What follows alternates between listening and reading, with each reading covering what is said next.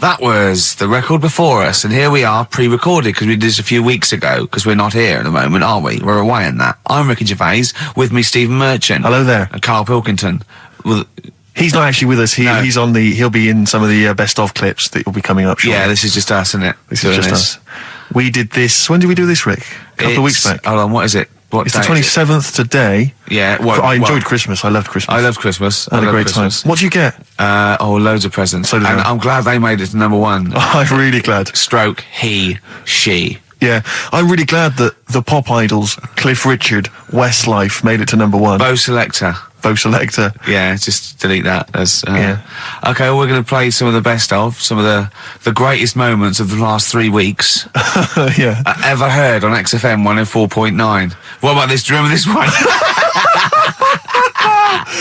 Oh, which one is it? All right, so here's the first bit. His homework was to come up with those stupid lateral thinking problems. We maybe should give an example of the. Romeo and Juliet. Right, Romeo's asleep on the bed, Juliet's on the floor, covered in water and broken glass. What happened?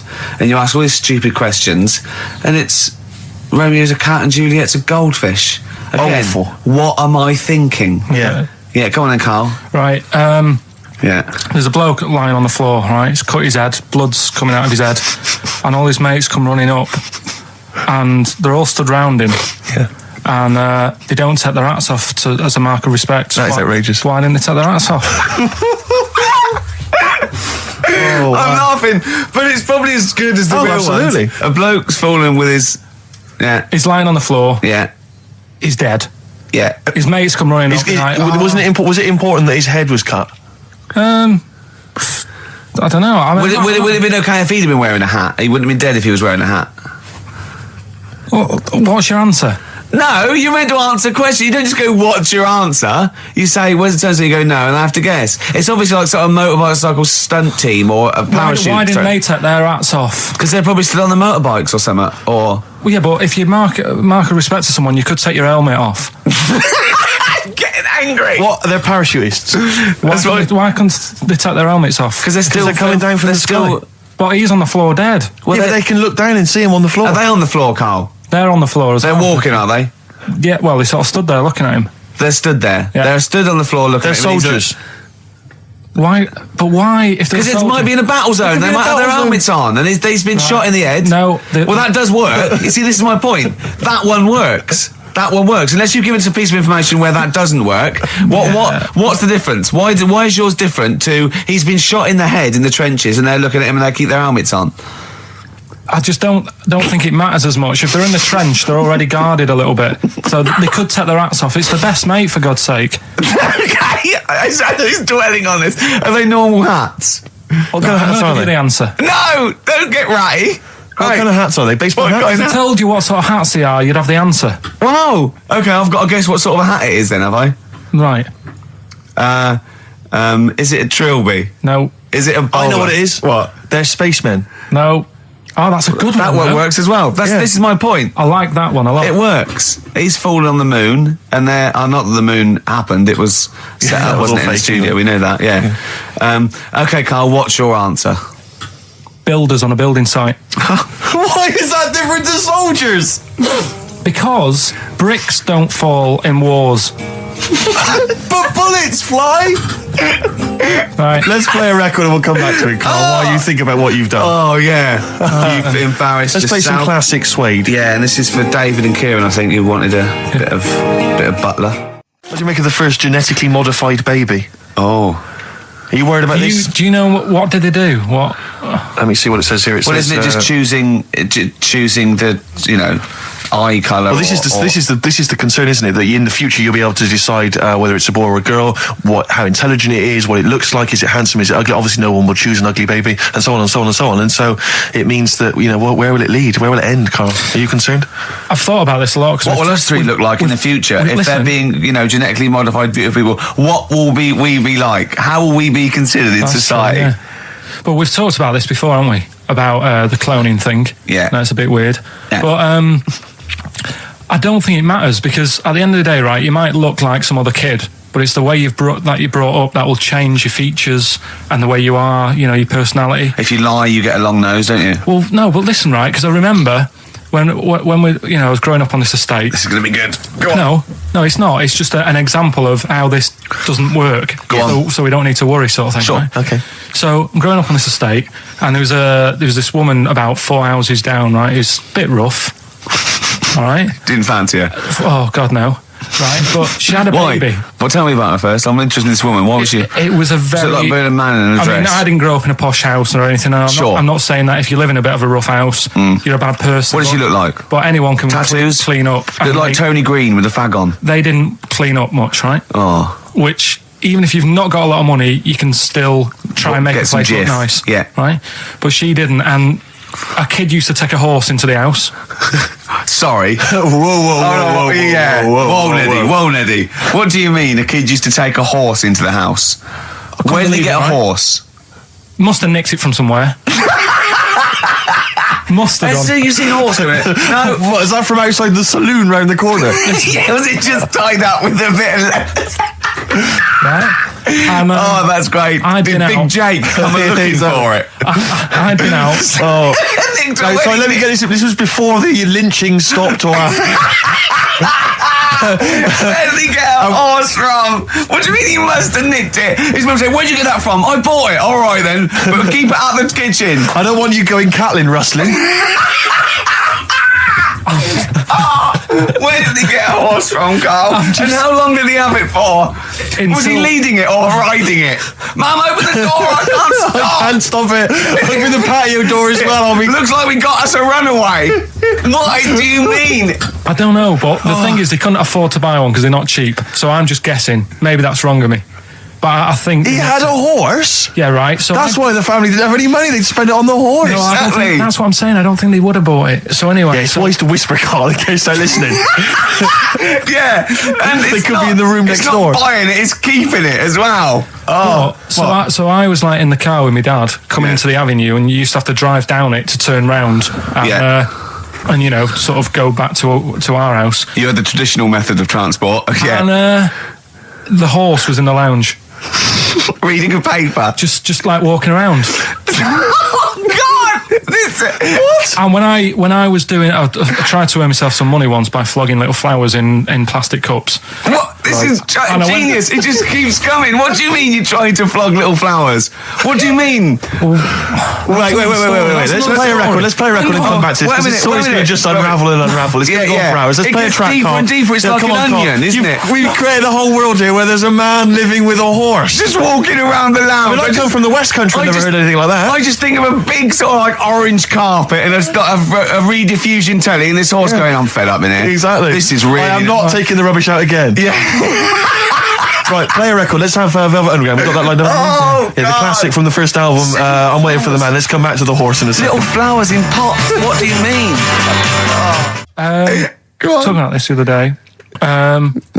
What was it now?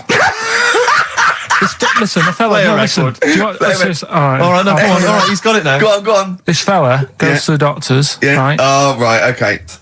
Right, if this isn't any way apocryphal, stupid, illogical, impossible, right, you are never, ever speaking again on radio.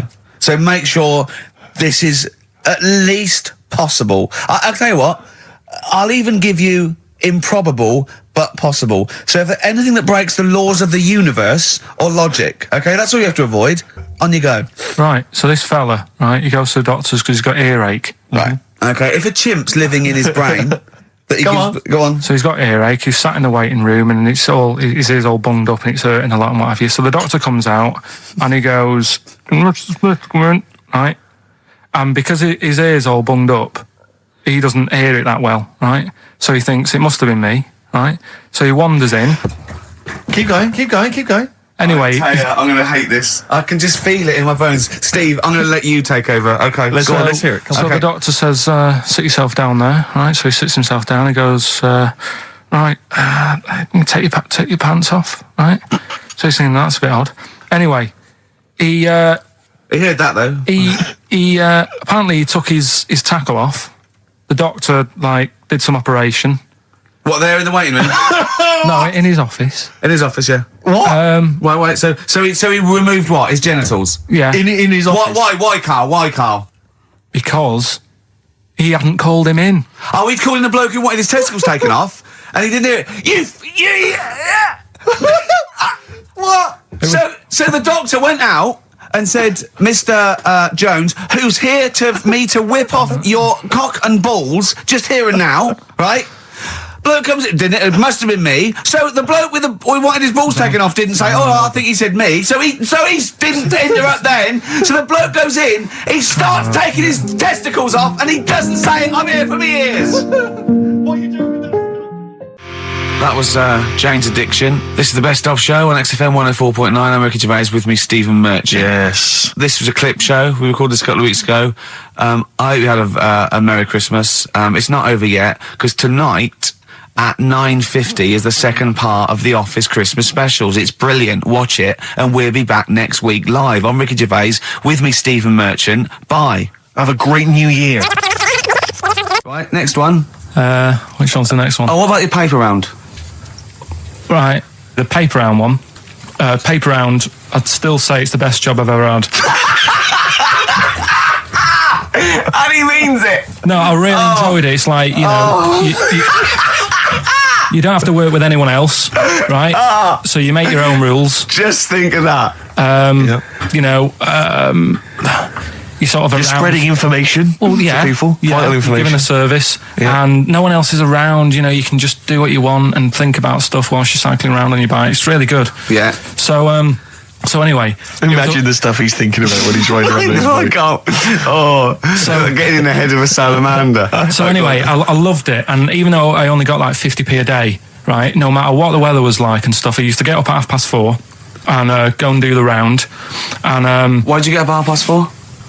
Because I wanted to watch the Pink Panther at 5:30, so I wanted to get me paper round done. I said, why didn't you watch the Pink Panther? And then he went, I can't sit there thinking I've got my paper round to do. He'll ruin it for him. Yeah. So is it a good job or not? So 4:30 I was up and about, and this morning it was like winter, really bad winter, bad snow, you know, freezing cold, really windy and all that. And my mum said to me before I went to bed, she said, don't be getting up tomorrow, I'll give you the 50p. I said, it's not about the 50p. So, you know, people want the papers and stuff. So, conscientious. So anyway, I went to bed thinking, you know, that's it. I've told her I'm still going, so, you know, whatever. Go to sleep, get up in the morning, and put all my kit on. And I used to have layers of clothing on because it was really cold. They had like a big anorak on with the fur on. I had like waterproof pants, and I got my paper round bag. And I went downstairs to get out and tried to open the door, and it was locked. I thought, oh, God. So she'd locked it so I couldn't go out. So I'm searching around the house looking for the keys. She must have hid them somewhere. I thought, oh, God, you know, I've got the papers to do. So I thought, how can I get out? So I went upstairs, climbed out of the bathroom window. God. Right, and to try and jump out of the bathroom window onto the porch. But the problem was, I had so much gear on, I was like the Michelin Man. So I could hardly move as it is. Yeah. And I try and get out the window, and I'm like, try to stretch down like that, get my foot on the porch, and my bag got caught on like the hook of, do you know, like how you have a hook so you can put the window open? Right, yeah. The little arm goes on. My bag had got caught on that. I was holding on to the wall and my foot on the thing, so I couldn't sort of pull it away in case I pulled it away and then fell on my head. Yeah. So I'm stuck there. Dangling. My dad comes back from working nights. Yeah. He thinks I'm a burglar. Gets out his gun. So he's shouting and stuff, going mad and going, Dad, it's me. And he had to give us a hand using a... He's heard that wily trick in Manchester before. He had to help me using a washing prop thing, a big stick. What did he do? Well, he said, just hold on for your dear life, and I'll sort of push the paper bag off the hook. Why didn't he go upstairs and sort it out? It was at that point where I was in the middle. There was nothing you could do. Do you know what I mean? It's at that point where you've just got to make a decision. Yeah. And by the time you go upstairs, who knows what might have happened? Sure. Do you know what I mean? You've got to act there and then, not messing around. Yeah. So you could hear downstairs, now here he is, the Pink Panther. Yeah. Dad! Hurry up. Panther, ever so pink. Oh. So that was close to death, because I must have been about 30 foot in the air. So to cut a long story short, he gave me about 4 or 5 near-death experiences, and he went, and the whole point of this, he went, so that's why I think I'm going to die of something horrible, like cancer. And I went, why? He went, right, you ready for this? Yeah. He said, Well, I don't check my balls. Wait. He said, I don't like the feel. Carl, always check your balls. Do you check don't like the yours? feel. Why don't you like the feel of your own balls? They just... I mean, you know that I don't like bodies anyway. Right. Do you know what I mean? It worries me a bit that you've got all that going on in your body, right? And your skin's keeping it all in place. Stop. We're going down a whole other avenue of discussion. Let's play a track. Let's come back to it. An email from Suzanne talking about your tea that night. Was Suzanne out on Wednesday night? Was the an England game or something? Yeah. So you were alone. You were home alone, were you, Wednesday night? Yeah. Did you enjoy your meal? Was it a quiche? Go on. Right. From Suzanne to Carl. Take the quiche and put it on the baking tray. Cook for 30 minutes on 190. Take lettuce and put on plate. Take 3 tomatoes, wash and chop into quarters. Place on lettuce. Take an avocado, chop in half. Remove the stone. Peel skin and slice. Place on salad. Put salt and pepper on and a dribble of olive and balsamic vinegar dressing. Right? In brackets, small bottle behind the cafetiere. Right, in case he's reaching for bleach. Yeah. That's it. She had to put everything else away. Right? Then sprinkle a smidge of parmesan on top. Remove quiche from oven, cut into quarters and put on plate. Eat. Oh, wow. Does she have to do that every single time? She's like... No, it's just that I'm not that good at cooking, right? And to be honest, that was a lot of hard work. I didn't bother warming it up. And I did without the avocado. Why? Too much messing about. He didn't even do that with instructions. It was too much. But yeah, I'm not that good at cooking. And That's not cooking though, is it, Carl? That's heating up a slicing. quiche. That's good. Cooking it is making the quiche. Yeah, but I'm just. Could you have figured that out if she hadn't left that note for you? Why did she have to tell you what the olive oil and balsamic vinegar was? Because I've put sort of cooking oil on my food once, and I said, oh, it's a bit. It's ever since, right? Years ago. I'm gonna die. Years ago, leaving Mr. Magoo at home. It was ever since I put sausages in the toaster that. What do you mean? I nearly set the flat on fire. Because do you know, like when you're grilling food in a pan and all that? Yeah. Sort of sausages spit and it goes everywhere, doesn't it? And it makes everywhere greasy. In the toaster. So I thought, well, just want to warm them up. Yeah. Put them in the toaster. Yeah. What And happened? she sort of caught. They got stuck and they got caught on fire. I imagine. She came in just as I was sort of plunging it, and Matty came in from work. She said, "What are you doing? I said, I'm in sausages." Well, the oven isn't on. I know they're in here. What? You turn it off? Panicking and that. But I've never been into it. I've never been into cooking and that. At school and stuff, I didn't bother doing it. Oh, every time Suzanne comes home, she must think, please be the house still there. Yeah. Please not let me hear a fire engine as I come round this corner. Oh, God. She comes and goes, oh, God, thank God. I bet she's always happy to see you when she gets home and you haven't burned the place down or introduced some howler monkeys or something. Unbelievable. What I find extraordinary is there are people who are in sort of care in the community who don't need instructions on how to prepare food. Oh, they do. They can do it. Yeah, you show them once. Yeah, and they've learned it. Whatever you do, don't put sausages in the toaster, Johnny. Do you know what I mean? Yeah, and they've learned it. They don't put sausages in the toaster. Yeah. What is it? They put their fingers in. But, yeah. Rick, I had for Christmas something which I think might excite you and interest you, because I know you're obsessed and interested by facts. Yeah. Don't fiddle with the microphone. Well, I was just looking at what it was underneath it.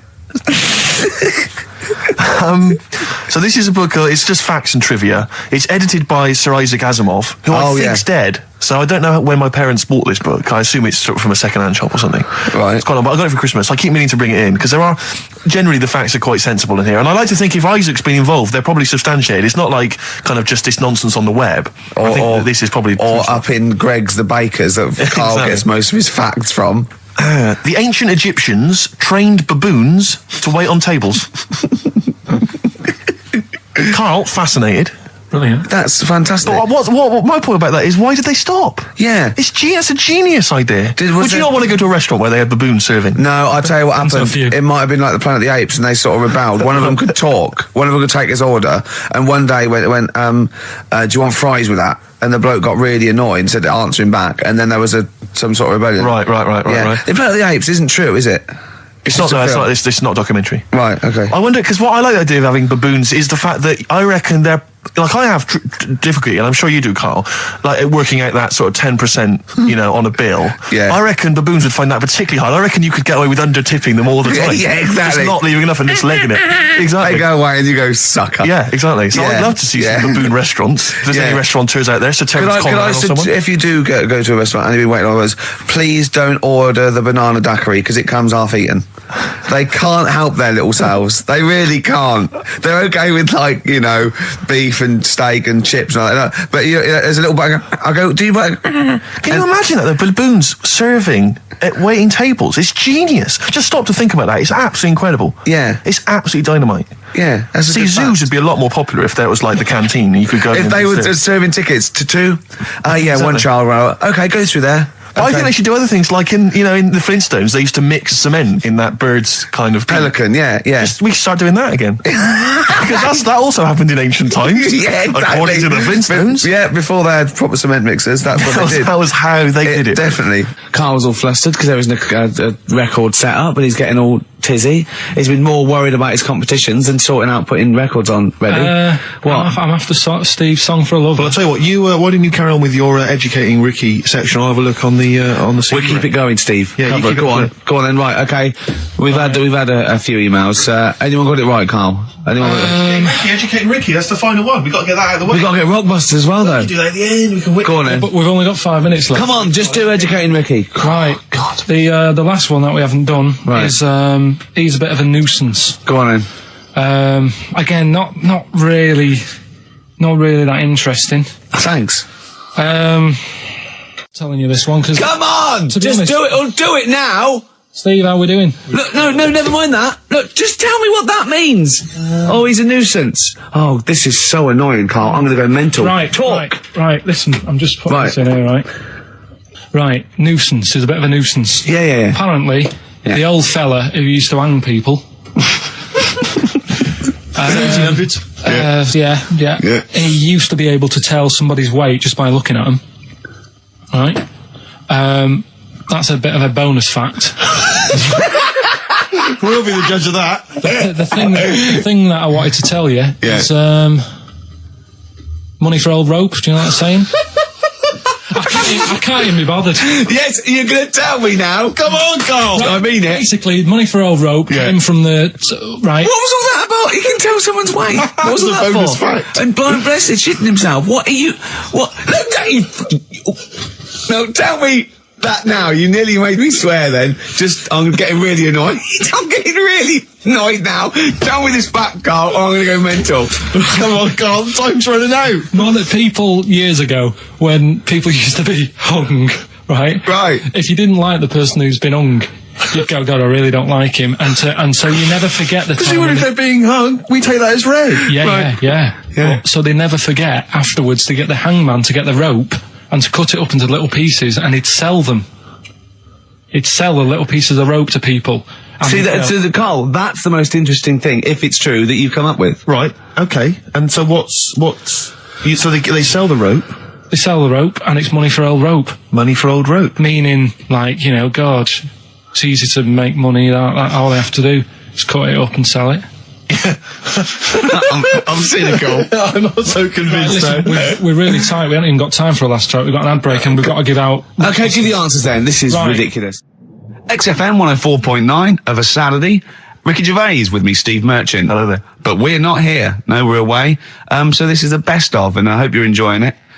We certainly are. Right, is this talking about diets and stuff, right? Go on. They've come up with a drug that they tested it out on a mouse, right? They said, it's a problem that weight is a big issue in the world, and, a lot of people are depressed, and that probably like Rick Waller. Well, I'm depressed looking at Rick Waller. Well, Oh. I mean, you could sort out Rick by, Jono is an old man, he's got loads of money. He's not old. No, but he's getting on a bit, right? He's about no, my hang on a age, minute. What I mean is he does his own shopping, right? So I bet it's Sorry, hard. what do you mean? Because he's like, how old is he? 35. Right, he's got loads of money. He does his own shopping. So when he goes to the supermarket and he passes, the sponge cake section, it must be tough when you've got loads of money to burn that you go, just one more. Yeah. One more. Look, we are getting close to libel here, I think. No. But I'm saying how it is because I've tried losing a little bit of weight. Have you? And it is difficult when you're in Waitrose and you see a little chocolate muffin and you think, well, one more and I'll do without. Do you like a little chocolate muffin now and again? Yeah, right. Is that your favourite thing? So the thing is, let him finish his point. So the thing is, right now with Rick, he lives at home with his mum. So why doesn't his mum just say, "I'm going to buy less this week, and if you eat it all, you're not getting any more." Yeah. That's sort that. Does he live with his mum? Sharp shot? I bet he does. I bet he does. So you don't actually know if this is true or not? No, but anyway, right? So this drug they've come up with. They've tested this on mice, haven't they? I'm worried if they haven't tested it on mice. Thank God for that. It's definitely been tested on mice. Definitely. They fed a mouse a load of cake. Yeah. Right. And it went a little bit chubby, and he said, "Right, stop a minute." And then they gave it this drug that makes you lose weight. Yeah. And its weight went down, but the only bad side effect was its eyes were popping out. Well, that seems to be fine then. Let's give it to Jono. There doesn't seem to be any problem. Oh, Rick should get some of that. Hey, Struth, Doc, look at these. Oh, Jesus, Jono, your eyes are popping out. That happened to the mice. Sorry? That happened to the mice. But what do you mean? That's the option. What do you mean that's the option? So I love the fact that your choice is either be like a fat, happy man who has the odd sponge cake, or a stick man with eyes on stalks. I mean, Steve's chosen that. All right, calm down. I thought we were slagging off Rick Waller and fat people. Sorry, Let's mate. have a go at the fat people before we start on me, Rick. Yeah, no, I didn't. I forgot. I mean, it's like... Yeah. Because I've got some issues and body issues. I know. But Rick Waller's grotesque, Yeah, sorry about I'm that. just a little bit weird. I mean, do you know what I mean? Yeah, should we play a song and... Well, I'm just a little bit offended. That's upsetting. So we just had a text here that says, and I don't know what truth there is in this, as ever, but John says there is apparently a nude bike ride today in Hyde Park. Now, I can't believe that's the case, because I don't think it's allowed, is it? You can't ride around with your veg, can you? I don't know. Why would you want to? Well, good point. On a bike. On a bike, I like the fact that that's what disgusts him. I want. Do you know what? If we did appeal for a nudist to call in, I'd want a very specific sort. I want a German nudist, a middle-aged man called Helmut. Okay. If there is any, or the closest one to it. So I want a middle-aged man from Germany. If your name is Helmut, you're in. But I'll accept Hans. Carl would be good, wouldn't it? All right. Yeah. I think I'm wondering if the age might. Maybe we could broaden that Okay, out just a German nudist bloke. Right. Could he at least be fat? Can I find a fat German fella? If your name's Helmut, we're going to give you a big prize. Yeah. But, any fat German fella who likes to get his sausage out. Sure. Okay? It's sauerkraut. Yeah. What's the phone number? 0871 222 1049. It'd be good just to get an email or a text with a contact on it, and then I can just call them up in the week. Sure. And 83936 is the text number. I don't know what our audience demographic pans out like, Rick, but I'm suspecting that's probably a fairly small fraction of our listenership. I know, but there must be someone out there. If you know a fat German who likes to get his tackle out, phones are going. Straight away. Just answer it, Carl. Just answer it. Just pop that. it could be anything. Well, just see what it is. To be fair, it could be a nutter. But just say hello. Just tell your turn. It's not straight away. He'll stay there, won't he? He'll stay there. We'll answer it. Answer it. Leave it. Answer it. Oh, you see this? It's gone. It's gone. There you go. He bottled it. So, just as well. Well, you took too long to answer it. There's a vicar in Australia who's started sort of doing his services and all that in nude. Hot in it out there. Yeah, Where'd you get the churches aren't. Churches are pretty cold. It was on some website. Of course it was. Yep. Just saying about a vicar and that who's there's a lot of nudists and that who want to get married. Do it, don't mess about with the wedding dress and that. Just snip up. Cheaper, isn't it? Well, I suppose it's so. I suppose if you believe in God, you believe that that's the way to be, innit? Because Adam and Eve and that. Yeah, but then in Adam and Eve, the shame made us dress up, didn't it? Yeah. Eating the apple and things. Yeah, but God didn't want that, did he? No, he wanted to see it all. He was loving it. He was having a whale of time getting a life full of all of that, and then the snake said, cover yourself up. Stitched him right up. Just like, for example, that's why your balls are on the outside. Because the cells have to be a certain temperature to survive. I don't know if it's the sperm or Sertoli cells, but they have to be a couple of degrees below body temperature. Otherwise, they'd be in a nice cage and we wouldn't get kicked in the nads. What do you mean? That's why your testicles are on the outside of your body. They have to be a couple of degrees below body temperature. Yeah, but that isn't why they're there. You see, this is like the chat we had last week about the giraffe having a long neck. What do you mean? They're there because that's where they happen to be. They didn't go, right. But that's what evolution is. It's a selection process. It's not a will.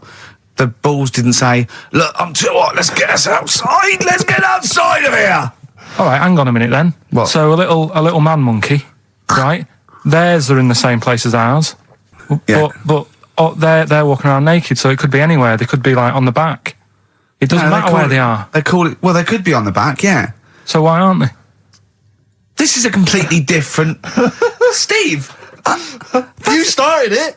I washed my hands of the whole affair. And we're not only back to balls, but we're back to monkey balls. Yes. In one thing from about parasites, we're back to monkey ball news. Yeah. How do we get back to chimp testicle news? All right then. So this worm's in a fish. Yeah. It's like a little platyhelminth. I think it's some sort of. But what I mean is, why are they about? What do you mean?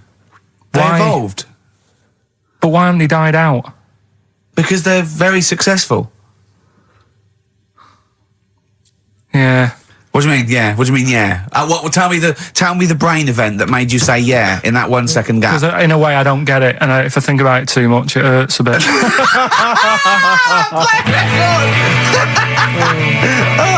They've just been around for years, Carl. Yeah. Like Cliff Richard or something like that. Yeah. The other one, right? A bloke, right?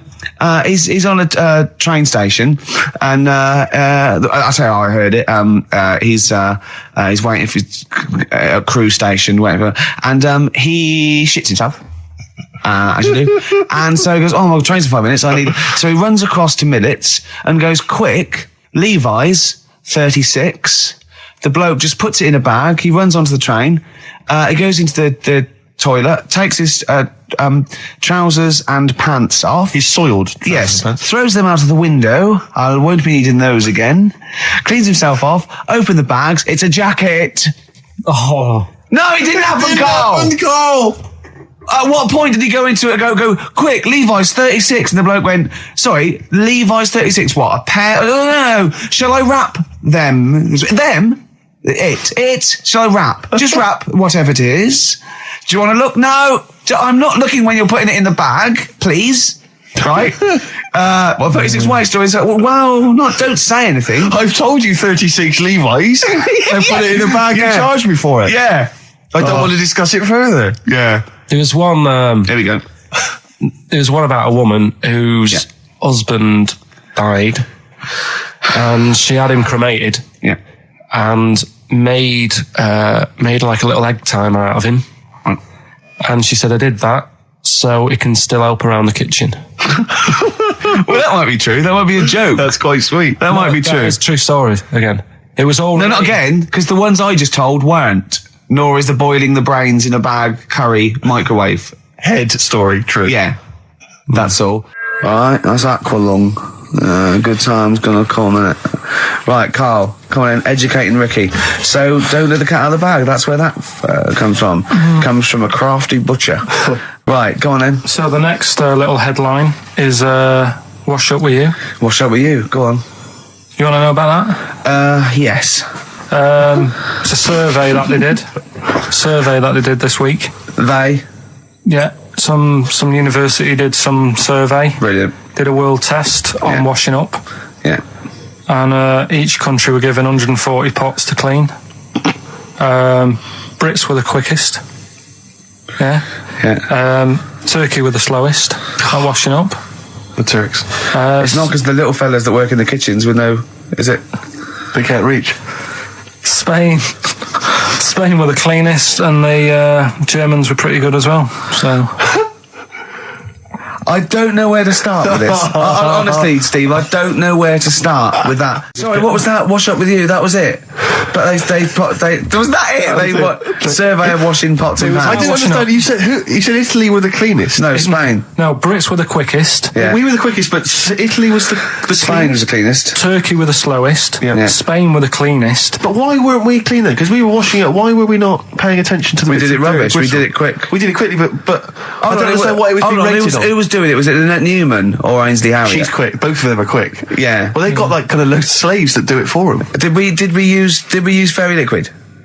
Don't know. It didn't have. Did we use a whole bunch of Boy Scouts? Didn't say that. Just like Lynette. It just said, that. Who had the softest hands? Who had the softest hands?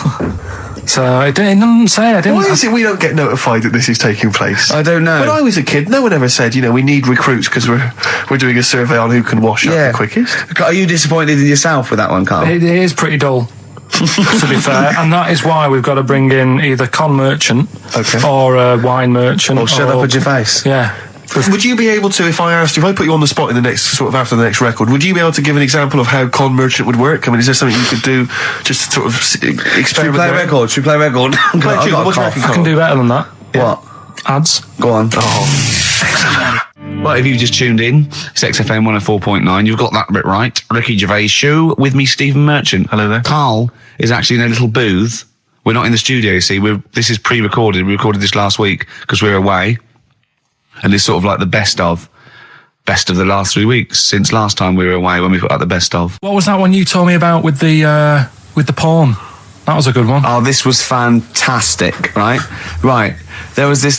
Sorry, can I just check now? We're just remembering classic episodes of the Tales. No, this is important. Well, I saw one right. I saw one on Tales in Expect, right? And it was these two gents. What they used to do, they look down the obituaries and they'd blackmail the wife or the son of a dead eminent person, like might be a priest or a doctor, something like that, and they'd go and they'd say, he bought some erotic stuff from us before he died, and he owes 100 guineas and all this sort of stuff, and they'd pay up because it'd be so embarrassing. They just didn't want them, so they'd just pay him, right? And this one bloke said, who are these people? I'll meet with them. And he goes round there, and they go, your father. He goes, my father could not have bought any erotic material from you. They did it. He goes, he couldn't have. He's blind. Right? And that was the twist. And Carl went, so it was magazines, not videos then.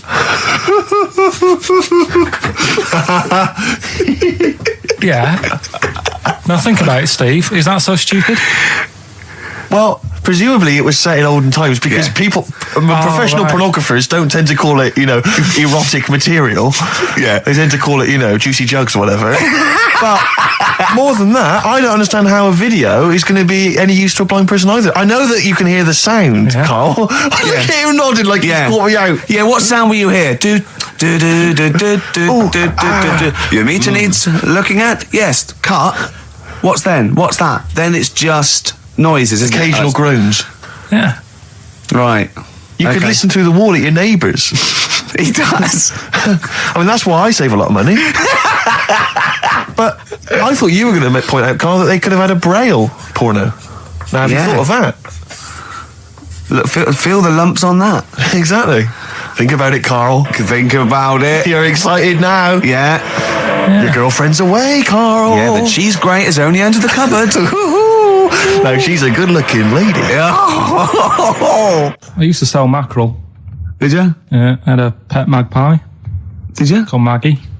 Oh, pet magpie. You mean you captured it and didn't let it go away? Yeah. Can't have a pet magpie. But then it got really vicious. I mean... Well, it was right, let me go. What do you keep it in, a rabbit hutch? No, it flew around, but it used to just come to me all the time, but then it started pecking me head and stuff. That's not a pet magpie. That's a bird in the garden. No, but I could actually... I could hold it and stuff. It wasn't scared of me, and it knew it was me. It used to come down from, the top... It hated you. That's why it wanted to peck you. Is that... And the other thing... I always remember being younger and walking through the woods to school with my mum, and I was chasing a butterfly, and she said, "Oh, don't do that, Carl." And I said, "Why?" She said, "Because they only live a day." I said, "Oh, all right, I'll get a dead one in the morning." That's genius. That's great. That's quick thinking, isn't it? Oh, that's sweet. Let's play a song. Oh. XFM 104.9. I'm Ed Gervais, with me Steve Merchant, Karl Pilkington. Steve.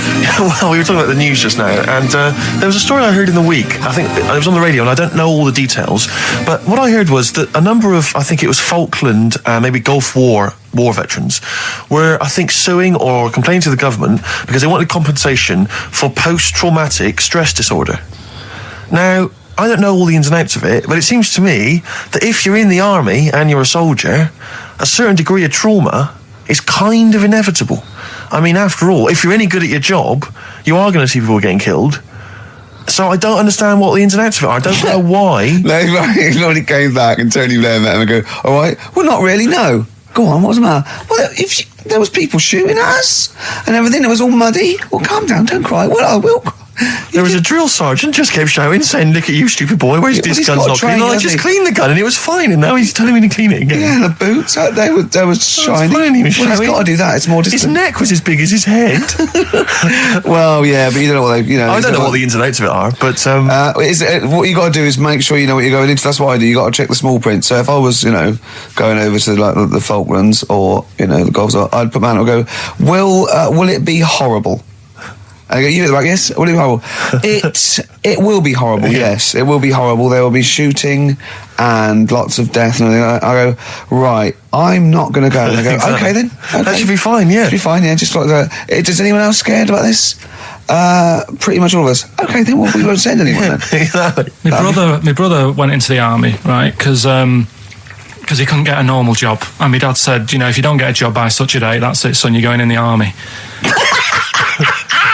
And so when was the Falklands? Was it about 81? Right. And he joined back in 81 or something. And he I don't know, he was in Aldershot or something. Oh yeah. And he wrote back to my mum saying, a bad time to join, bad time in this. So she wrote. What bad time? Join, that's so sweet, Carl, isn't it? That's like, dear Dad, yeah, well done. Don't know if you've noticed. Yeah. I was on the dole, that's for sure. Thank you for joining. A month before the Belgrano. Anyway, go on. My mum called up, spoke to the sergeant, and said, "Can you leave him out of this one?"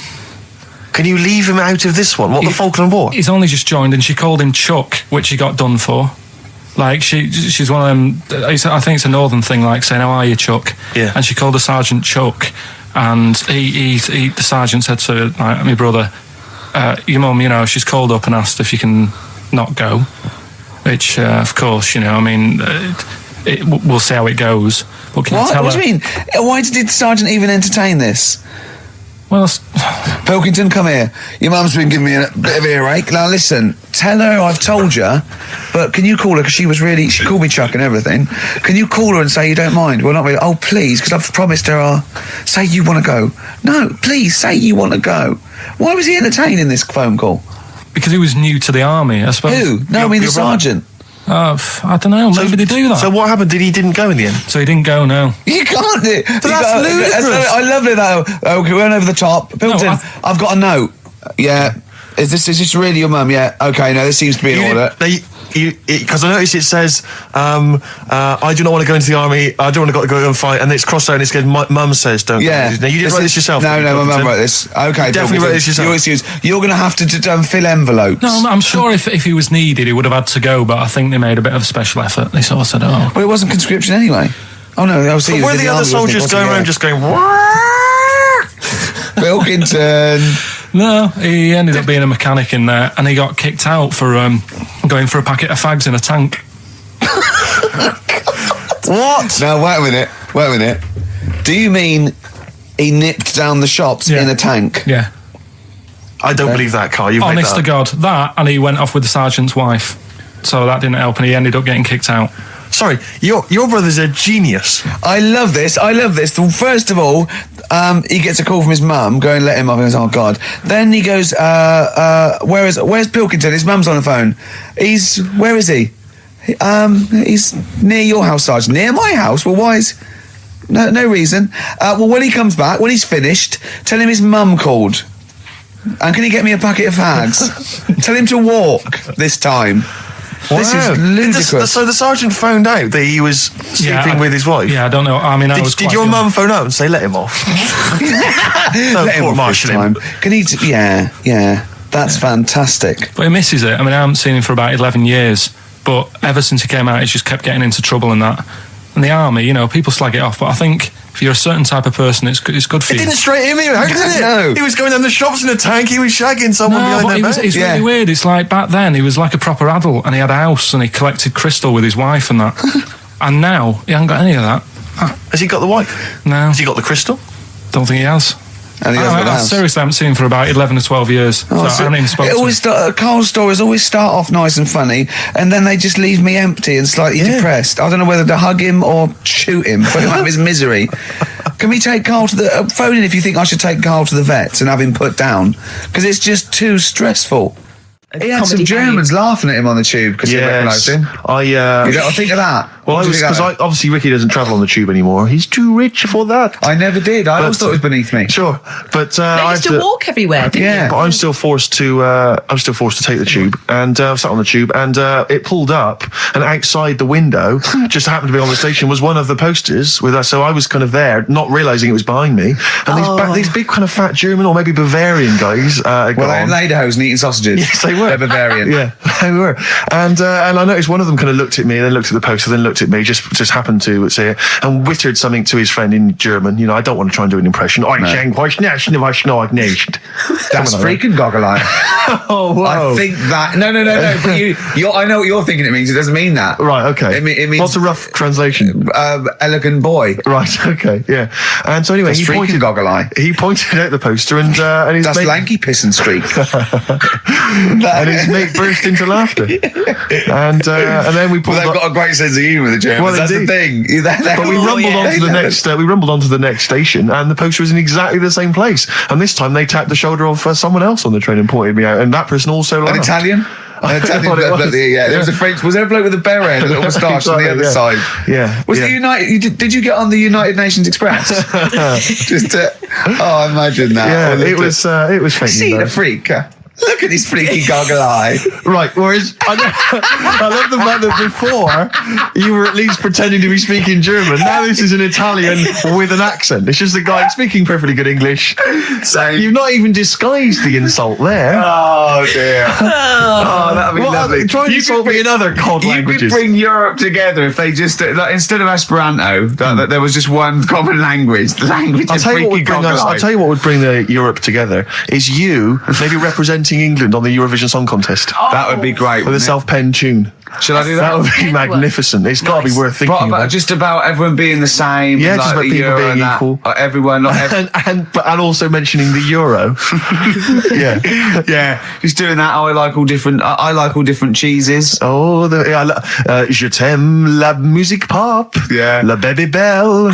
Et le cheddar. I mean, I'm not fluent I am French. Le Grand Fromage. Yeah. Oh, it'd be lovely, wouldn't it? And they'll all be there, all in their different. Well, every line could uniforms. be maybe in a different language. Yeah, and what would I wear? I'd wear sort of like a kilt. You'd wear a kilt, but you'd also have on your head one of those kind of big, what are they called? Those big furry hats that beefeaters or whatever wear. Or Yeah, one of them. Is it Yeah. kind of a busby or something? busby, A busby. yeah. Wear one of those, or maybe a kind of policeman's helmet, That'd be Bobby's good. helmet with the kilt. Yeah, You'd have the clogs. I'd wear the policeman's helmet under the kilt, so they just thought I was really enjoying the show. Yeah.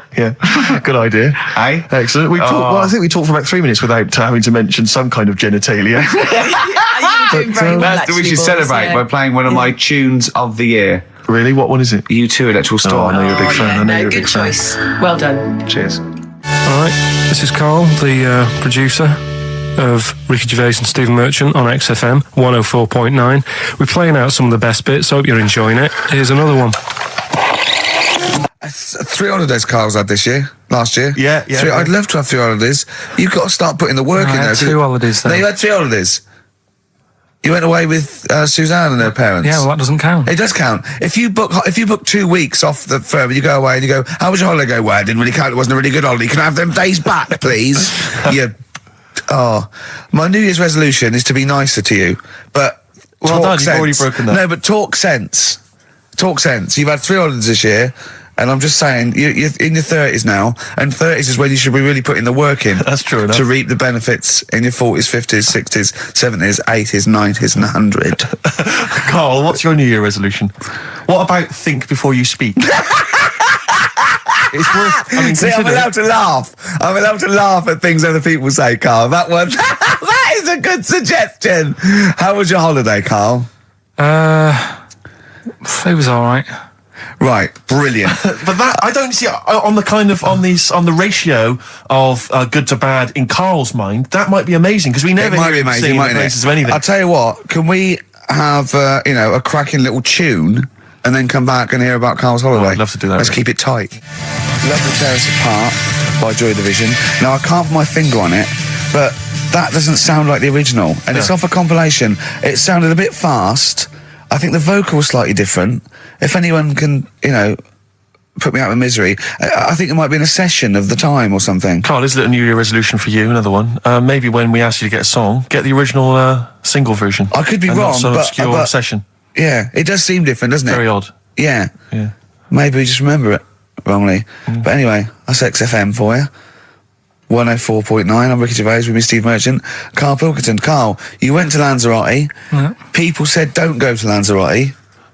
They told you it was Lanzarote. They told you, were they right or wrong? They were right, yeah. Really? Yeah, it's a bit ropey, yeah. Is it why? Just out there. If it wasn't for the volcano they had, it'd been knackered. That's their big draw, is it? That's it, basically. That's all they've got going for them. When you landed, was it really hot? Were you quite excited? You were thinking this is okay? It was warm. It's just, we can't complain about the weather. The weather was all right. Sure.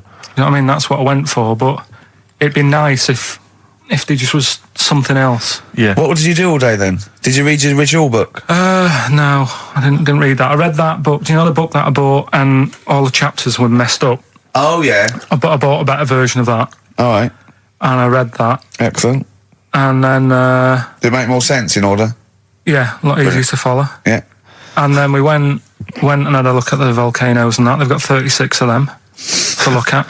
How many did you look at before you realised that pretty much, you've seen one volcano, you've seen them all? Probably about 6 or 7. Really? And then when you got to the 8th, you thought, now I know what this is going to be, Suzanne. This is going to be like a mountain with a hole in the top. Yeah.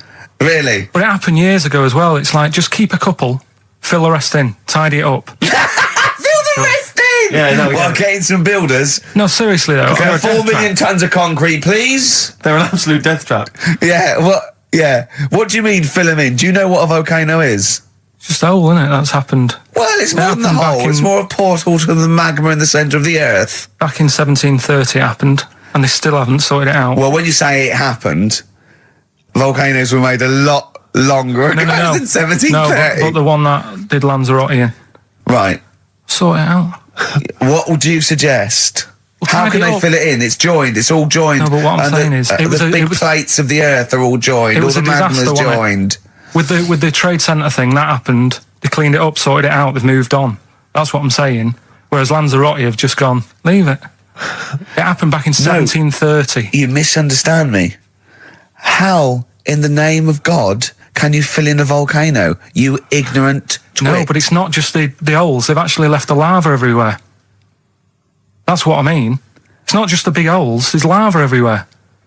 But it's molten rock. They can't just pick it up like they're like a carpet. Put it in the holes. The holes are there ready. Just push it all in. That's what I'm saying. Carl, have you ever logged on to Friends Reunited? It was the site that everyone was talking about last year. No. Are you aware of the concept? I've heard about it, but there's no one from school who'd want to see it again, really. So basically, for those that don't know, you have to log onto his website, and then you can it helps you track down your old schoolmates if they've also logged on and stuff. And we took the liberty, really, of looking on the Friends Reunited site and typing in your school and trying to track down any of your old mates. We didn't get in touch with any of them, don't worry. We didn't do that. We're not going to surprise you with them now. No. But I was just interested to know, like, some of your thoughts on some of the names that I could run past you. I mean, these are people from your year. Just tell me if you recognise the names. Sarah Morris? God, yeah. Remember her? Go on, you're grinning, what's the thought? Go on. No, just, she was alright. She was a popular one. What does that mean? She was nice. Yeah. Okay. Okay, what about Darren Buckley? He was one of my best mates. Was he really? Yeah. Seriously? Yeah. What do you reckon he's doing now? Do you still keep in touch? When my mum and dad were still in Manchester and they had a butty shop, he used to go in because the bookies was next door. I know the way you paint a picture. He used to, If you did this in your history exam, Carl, you will walk it. Go on. So your parents had a butty shop. There was a bookies next door. Yeah, and he liked having a bit of a gamble, so he used to. I think he works for some insurance company. Do you think that his fiancée Beth knows he's got a gambling problem? Or that his 2-year-old son Lewis? No. Yeah, they live in Cheadle Holme. Hume. Cheadle Hume. He must be doing well. 'Cause it's He's still supporting the Blue Army and frequents the shrine on a fortnightly basis. funny thing with him is, right, when I used to stay over at his house, and his dad was a copper, and I remember his dad came down and said, right, I want to see you two. I was like, oh God, what's happened?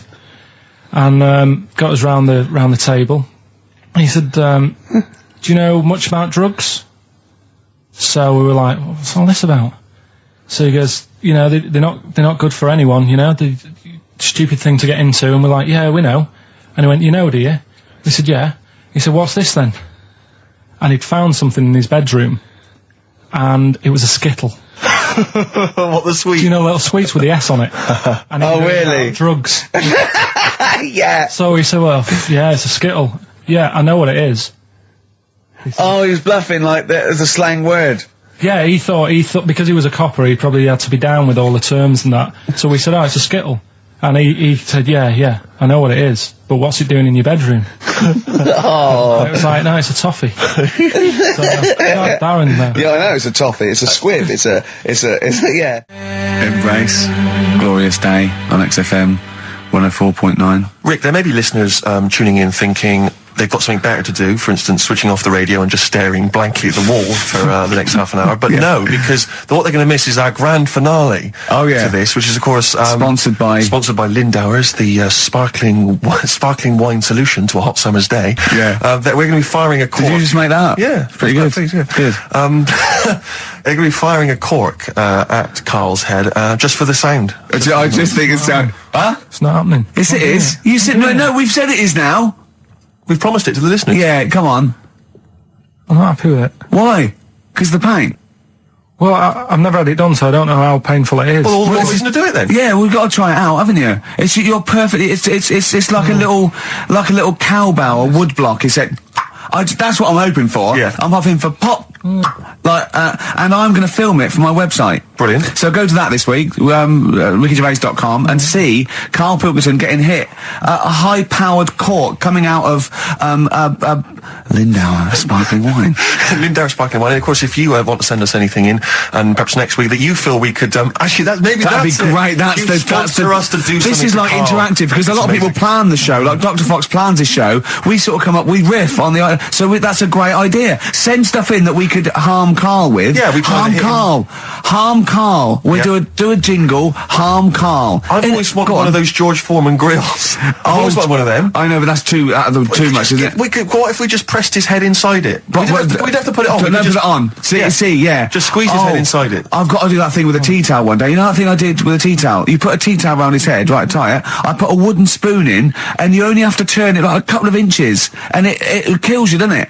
Yeah, sure. It really is, yeah. So we'll be firing a cork at Karl's head. I'll be filming it for the website. So that's coming up about 10 to 3. Look forward to that. Yeah. Do you know what? I'm loving this. This is my.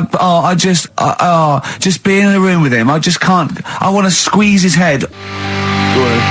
XFM 104.9 playing Green Day. The studio's falling apart. I know, his microphone broke. Then mine broke. Rick, I don't know why Lindauer's, the sparkling wine, want to be associated with this shambles of a show. It is falling apart. This is awful, this studio. It's got to be fixed. Right now, Karl, come on here. It's the time where I'm going to let a cork off. Do you want to film this, Steve? For the website? That'll be available on the website next week, rickygervais.com. So see Karl getting hit. One bloke suggested we leave the metal cap on because it's get a better pitch, but we take the. He's straight. It's dead out. Let's get the camera ready. Get the camera ready. Ready? So if you just joined us, we are using some Lindauer's sparkling wine to basically, what can I say? We fire a cork at Karl's round head. Hang on a sec. Let me just put the headphones on. All right, film this then. Okay. He's in position. Look. Just firing up. Okay, Karl, come on there so we can see your head a little bit. We want to get the noise, the microphone there. Right, ready? Hold on. Good. So you're just doing it. Hold on. Now it's in position. What if it? Ready? Yeah. Oh, God. Oh, no! Oh, it's like Jackass. Did it hurt? Behind me. What do you mean, did it hit you? I sort of just. It went off course, did it? Just glanced, did it? Right, Lindauer, so you're going to send us 8 more bottles, please. Yeah, so we're going to get this right. Tom Petty and the Heartbreakers, Breakdown, and that's for Karl's behaviour last week. Karl, you seem to be a little bit happier. Last week, I mean, we were worried about you. You sort of slipped into some sort of like weird depression. You played placebo twice, so you weren't concentrating. I know you're going to say that me and Steve were annoying you, but, you know, that's an easy excuse. I mean, I think the listener can make up their own minds. No. It's just like I say, though, it's like a murderer, right? He might not have done that if it was a different day, if the sun was out, whatever, and everything just happened at once that wound me up. Right. So it was like a crime of passion. You'd be let off because those sort of circumstances. You'd never put yourself, say, in a position again where you'd have two people trying to wind you up for, you know, the sake of fun and laughter for the public on a tin pot radio station between 1 and 3 every Saturday. Yeah, but you'd never do that again, would you? Last week it wasn't just for the listeners, it was for you as well, between 12 and 1, before we were even on the air. Why? You were winding me up then, do you know what I mean? Having a discussion. It's alright, Having a discussion. I'm used to it, so it doesn't matter. But I found out that I can't do this job anymore. I can't do these sort of jobs where you've got to be happy all the time. Well, you don't have to be happy all the time. No, you do. You really. forget that. You forget that for the... Yeah, but I can't. Do you know what I mean? I've got things going on in my head. And do you think when Bobby Davros had a bad day that he doesn't go on stage and give 100%? No, but that's... Do you think Les Dennis let all that stuff get in his way when he did that theatre tour to the people in front? Sometimes he had audiences of 7, 15 people. Yeah, and he just went, it's them. It's not a private life. Forget that. Bang. Yeah, but good on him. Yeah. He can do that. But what I'm saying is I can't. He's a professional. So I was talking to Suzanne about it because, you know, it did get me down last week. Suzanne's your therapist? Minder. Yeah. Saying to her, you know, I can't do this sort of job. Normally what I do in the week, you know, I'm tucked away in a studio. If I'm annoyed, no one knows about it. I get my head down, I get on with it. I do, you tell him. Go on, next. You know what I mean? Next. Right, yeah, but sorry, but what's your point here? So every Saturday you've got to come here, you've got to... be happy, we've got to go, oh, Karl, are you alright? Oh, you're right, your hair looks nice. No, but you know what I mean? That's the first time, innit? Normally people listening go, he's a happy fella, do you know what I mean? They never think you're a happy fella, Karl. Well. They've never heard you laugh. No one has ever... seriously, we get emails all the time, no one's ever heard you laugh. Yeah, They've but never heard you laugh. I'm still happy, you don't have to... Well, are you? Yeah. You don't look happy. But anyway, that's the problem with this job. And, I was thinking about it, if do you know, like if you're a doctor... Sure. And you're on a plane and something happens... Yeah. Even though you're on holiday... Yeah. You might have to save someone's life just because you can. Next. And I'd be thinking, I'll keep quiet. Sure. I love that. Yeah. See, that's one of the reasons why you didn't actually qualify. As a surgeon. I mean, you can still do your consultancy stuff. Oh, sure, But, you know, you just don't actually want the knife in your hand anymore. Brilliant. So you're giving this up, are you? Sorry, and how is a doctor on a plane comparable to this? Because that is just the same situation. Do you know what I mean? He's probably got in his head, he's shut off, he's ready for his holiday. He's going to Hastings for a night. Someone, you know, has a little bit of tummy trouble or a heart attack or whatever. Yeah. And is he a doctor on the plane? And he's like, oh, he's going on holiday. Do you know what I mean? I've got to loosen his tie. Yeah. I can't do that. But what I don't understand, Karl, is you get paid to do this. It's not like we're forced, it's not like it's your holiday. You know that this is your job of work. This is paying for your new kitchen. Exactly. Yeah, but I've got the kitchen now. Oh. It's done, isn't it? Right. Yeah. So when are you stopping? When you're quitting? Well, you're finishing, aren't you, in a couple of weeks for a bit? No, about 4. Yeah, we're finished on the 16th of August, yeah. But, you know, we're only going away for like 6 or 7 weeks again, aren't we? Oh, you don't know, do you? Well, we'll give up if you give up. Tell your managing directors that. Well, that's a bit annoying. Why? Because you just passed the buck, haven't you? I haven't passed the buck. This is 3-way. You know, you get your name in heat. You're in the title now. It's Ricky Gervais, Steve Merchant, and Karl Pilkington. And now you want to go, I don't want to do it anymore. Well, Karl, think about it. I don't know whether you've noticed, but we don't provide anything on this show. So if you leave, we have to go. Well, let's put a song on. Now just think, don't be so selfish. Don't be so selfish. We need you. We've got nothing. Think of the Molly's Chambers. Kings of Leon. Brilliant. On XFM 104.9. So I'm not going to put pressure on you, Carl. I know you're scared of me saying this, right? But, I'll tell you what we do, right? We're stopping this show on the 16th of August. We're going to film the Office specials, okay? And we'd be coming back, I don't know, August, September, middle October. If Carl does. Yeah. Now, I know that's pressure, but that's it. I think this is a three-way show. So you don't have to do it. What should we do? Because I know we've been approached by a couple of others. What would you do? We've been approached by obviously better radio stations. I mean, if you're a listener, just think of any of the radio stations you prefer to listen to. That's some of the ones that have offered us gigs. So we could toy with those. Or we stay and we see this through and we get XFM on the map. We get a few songs next year. Rick, that I know you've had a passion since you started working at XFM to get the listeners into double figures. I know that's been one of your ambitions, and I think it would be a shame to give up so soon because you've done so much hard work. Yeah. That's for you to think about. So we've got 4 weeks left. And that might be 4 weeks forever and never coming back, or 4 weeks for like an 8-week period. And that's for you to think about. So think if you enjoy the next 4 weeks, Carl. Yeah, but like I said to you though, the reason I did this was to get that kitchen, right? Now, brilliant. As we speak now, right? Builder's in the flat. He's been annoying me. Of course he has. Of course he has. What's he been doing? When he turned up on Monday, right? Yeah. Wanders in, and the first thing he says to me is, said, the pub across the road, is it any good? I said, well, it doesn't matter, does it? You're working on the kitchen. Think of saying that to a builder. Probably making conversation. Probably meant, do they do a toasted sandwich? Because I've got a half-hour lunch break, not an hour, like Karl Pilkington. So I'll probably then get a nice, cheese and tomato sandwich. Is that genuinely what you said to him? Yeah. So Suzanne had a go at me saying, why have you said that? He hasn't even started on it yet. I cannot believe that. You're unbelievable, Karl. And you say it's us that are rude, crass, I wasn't being thoughtless. rude. I just was letting him know. Do you know what I mean? I know what he knows what he was there for. He had it down on his little docket. Do the kitchen this week. He didn't come there and go, what did I come out for? Was it to go to the pub for a week? Why am I wearing these overalls? Yeah. Who's the little bald mate twat insulting me? Let me just check. Let me call the head office. I wasn't having a go though. I mean, they should have finished it yesterday, and they're there now, on their own. And what annoyed me is they turned up late today. Hold on, Carl. I've just realised something. They're probably listening to the radio. This, I assume, tuned to XFM, isn't it, in your kitchen? Yeah, but they don't know it's me, do they? Do you know what I mean?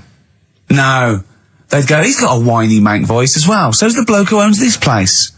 And the bloke who owns this place, when I said, what's that pub like across the road, said, well, you won't be bothering that. He's working nice. No, he won't be able to put two and two together, will he? You've suddenly, the penny's dropped, doesn't it? You've suddenly realised. Look at his face! Yeah. He's suddenly realised they might know it's him. And they could be listening, and they're going to clean you out, mate. Oh, if you are the builder working in, where is it? I won't say the address, but it's Central London, isn't it? Yeah. Go mental. Have whatever you want. Opposite that pub that you like, He'll probably be in there now, so he won't be listening. Oh, insulting a British workman. He should have been just go today. mental. He should have been at 8 this morning, Just which annoyed me anyway. mental. Why? I really don't understand why they've got to start so early, right? Yeah. But he said he'll be there for 8, turned up at 9:30, right? Wanders in, and what annoys me is, he could have left all this downstairs. He had a paper under his arm, one of those crossword books, and a pot noodle. Now, I'm not being funny, but most of them take up quite a bit of time. A crossword book, he's not happy with just the one that's in the paper. If you're listening, if you are the builder that's listening now, doing Carl's flat, what about pissing in the laundry basket? Lonesome Day, Bruce Springsteen, on XFM 104.9. So, you've realised now that the builder could well be listening, knowing exactly who you're talking about. There's a chance of it. Do you know what I mean? Yeah. I didn't think about it, but you're right, was tuned onto that. I think he did flick it on, thinking about it, thinking back. If so, yeah, he's probably listening now. No, he probably isn't. He probably is about half hour. If he's got any sense, he turned it to Heart or Virgin or Magic or something. But, there is a chance. Good advice to the listeners. Yeah. If you've got any sense, if you finish your crossword puzzles. I think, according to our figures, there's a 5% chance of him listening to it. Yeah. So, if we want to be accurate. Although he isn't a house with it tuned to that, so I think it puts him right up to 50% straight away. But then again, Rick, he's got a job of work. So why would he be listening to this show? Well, he's doing a crossword at the moment. Yeah, well. You better hope he's not listening. Well, I mean, they do annoy me. I'm sticking by it. Yeah, Anyway, go on, about go on. You might as well keep digging. Yeah, go on. No, I'm just saying they do annoy me the way they wake you up at 8 and then. Well, that's when they start work. Because I told you, I mean. Oh, we'll leave that one then. Yeah. No, but it's like the other day when they came in, I always like to test them. Do you know what I mean? When I had some work done on the last flat that was in, right, that was renting, the builders were in, sorting the shower out and that. They woke me up about 7:30. Yeah. Right? Were you in the shower? No, Good thing about cleaning this shower, there's never any hair down the plug hole. Yeah. Right.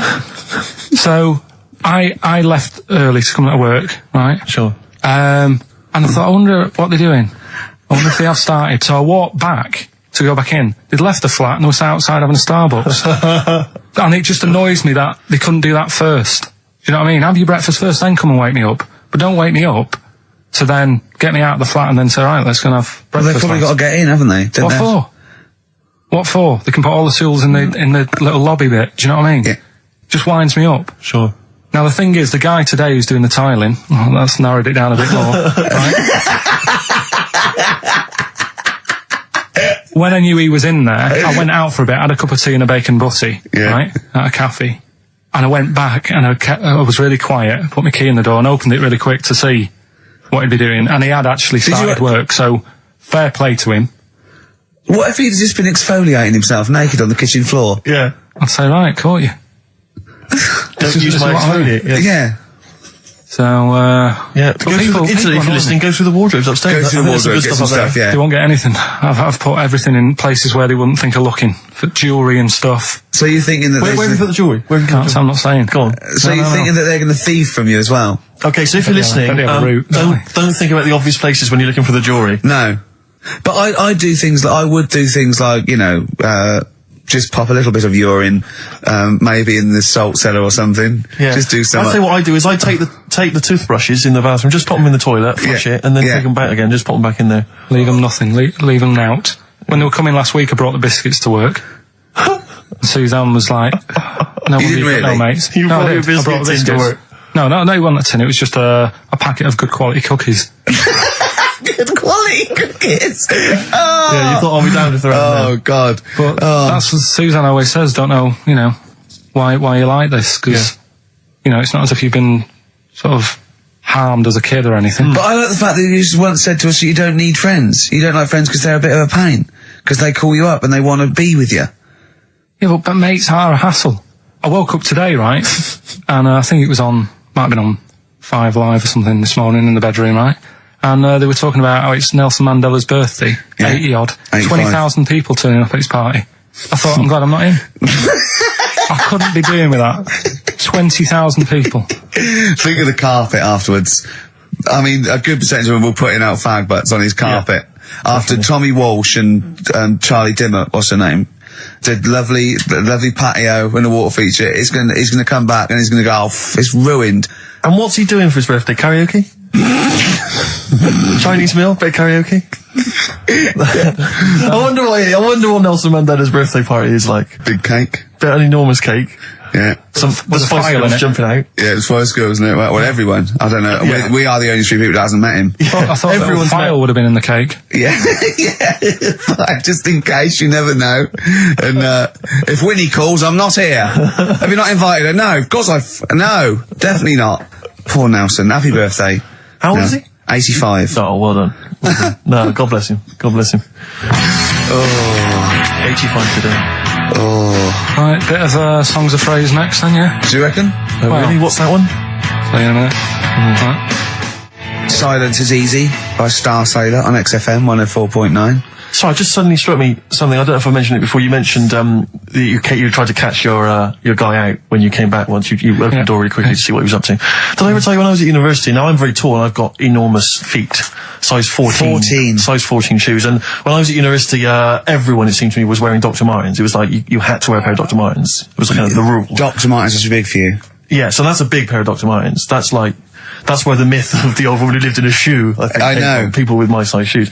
Anyway, I just literally kind of moved to university. I'd been there for like literally a couple of months. And obviously in that first period, you're quite keen to kind of, reinvent yourself, strike yourself, try and give an impression of perhaps being quite sophisticated, worldly, cool, all those things that, you've left behind all your childhood friends. So you're trying to, develop something. But you didn't bother, you didn't. What, sorry? You didn't bother? No, I was working hard on it, and I was kind of, I was doing alright, and I had a tie-dye shirt, I was looking good. And, so I was trying, working hard to try and seem kind of cool and, not freakish. And, I came back from studies once, and I came in, and there was a little old cleaning lady that kind of would always come in every day and clean up our halls of residence. And I came back, and my door of my room was open, and there was like a little huddle of people just peering in, right? And I thought, this is odd, that my door's open and I'm not in there, and there's people staring in the door. And I looked in, and the little cleaning lady had my Dr. Martens on and was clumping around, Making them all laugh. making them all laugh, doing an impression of me. That's amazing. Imagine that. Imagine the psychological scars that has. I know that she's more popular than you. Yeah, exactly. And they go, come on, Maud, let's go to the JCR. Exactly. And they carry her down. They go, drink. And she goes to, Steve, you better have that spotless by the time I come back. You go, all right, I will. All right. But what I like is the fact that I'm sure that's not part of the cleaner's code. The cleaner's code is you don't have the keys to everyone's room, so you can go through their belongings and play practical jokes. I mean, surely it's a kind of, there's a trust. She must have looked like a wall bracket. I went bowling with him once the first time, and we went bowling at this place. Where was it? I mean, Finsbury Park. And I'd never been before. And he goes, you got to wear special shoes. I went, all right. He went, so.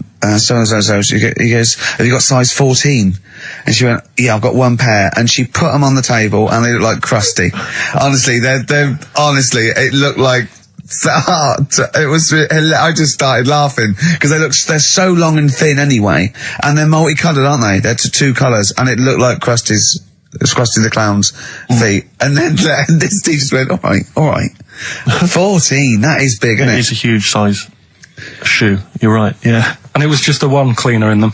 just the one. Sadly. She did have loads of kids eventually and brought them up in there. Well, we got songs of phrase, Right, haven't we? songs of phrase then. Okay, let's just have a look at the prizes. Just remind us again what exactly songs of phrase is, because I know a lot of people put it out of their mind week by week. It's a phrase that's, been said on the show a few times, right? You remember classics, like, what was We had hairy Chinese kid. Yeah, there's this hairy Chinese kid. Stop squeezing my head. Carl, you're an idiot. Carl, you're an idiot. Some classic phrases. Classic phrases. And so you use various old-time songs and you put them all together, and that spells out the phrase. Before we play that, let me tell you now, you can win. Look forward to this. What's this? The new album from the Star Spangles. That's called Bazooka. Is that out, is it? Never heard. Where's Bazooka? Never heard of them. The best summer holiday album in the world ever. You've got the treats on there include the Fast Food Rockers and Laz Ketchup. Yeah, I'm waiting for their second single because I don't know what that's going to be about. Sure. Is it going to be a bit more fast food? Maybe like Pret a Manger? Yeah. Yeah, lovely.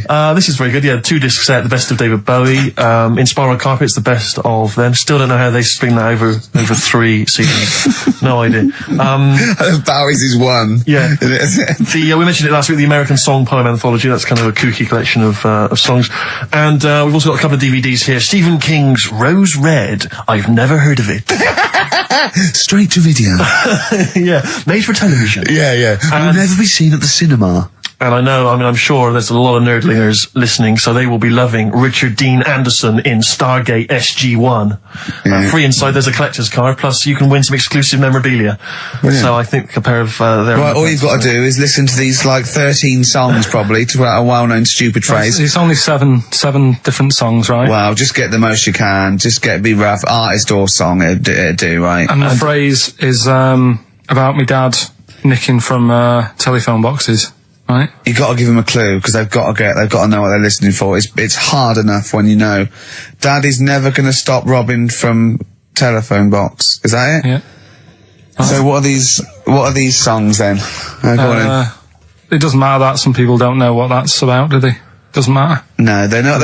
Well, your dad as a thief. Email only. ricky.gervais@xfm.co.uk. Let's hear it. All right. From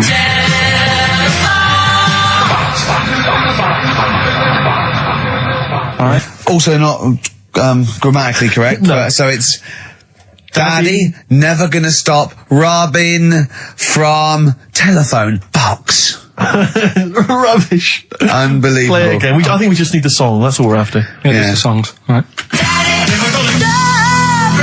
From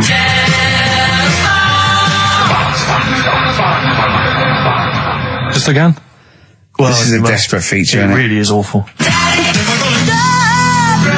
from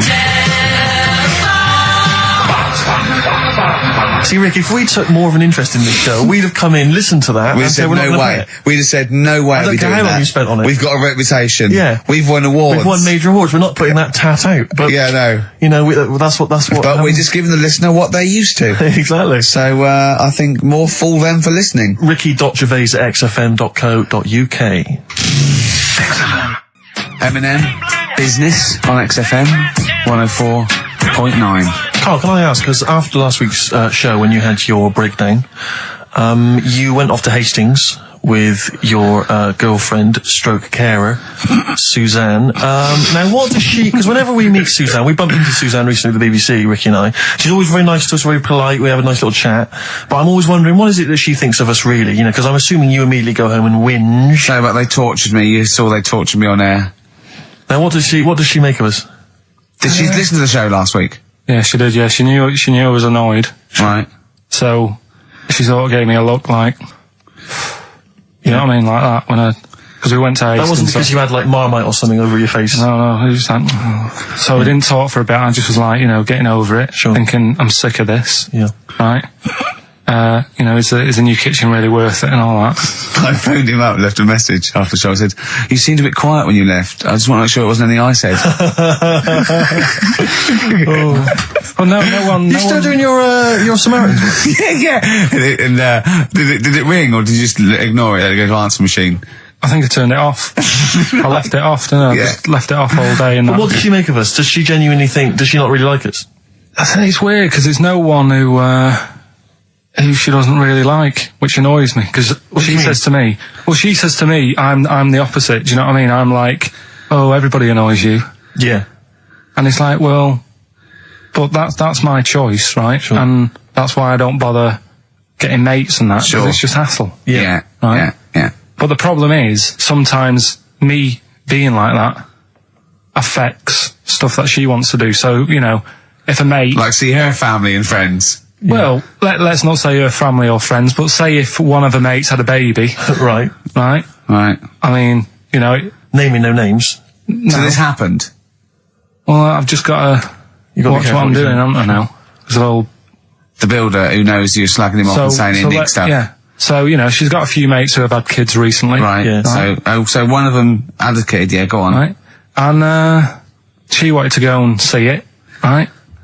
And she said, you can come with us. And I was like, you know what I feel about babies. Sure. You've seen one. You've seen them all. Yeah. They all look like Mel Smith. Why do I need to see another one? Yeah. Right? And she's like, yeah, but come and see it. You get on with them. Come and see them. And I was like, it's a long way away. Yeah. You know what I mean? That's probably narrowed it down again. Yeah. So, and that annoys her because I can't be bothered. Do you know What I did mean? you say? You say, "Oh no, I'm not coming to see him. I don't I'm like not him." going all the way to Swindon. What is he? Did he? Yeah. Or Birmingham, or Cornwall. Yeah, well, you know who you are. If you had a baby, Yeah, sort of in the last. and Carl didn't show up. Carl didn't show up, and Suzanne said, "What Suzanne? What the excuse did she say? You're working or busy or?" No, well, to be fair, I was working, right? And they Yeah. are nice people and Oh, stuff. now you're backtracking because No, now I'm just do saying, they yeah. listen? Yeah, Do they listen to the show? They might do.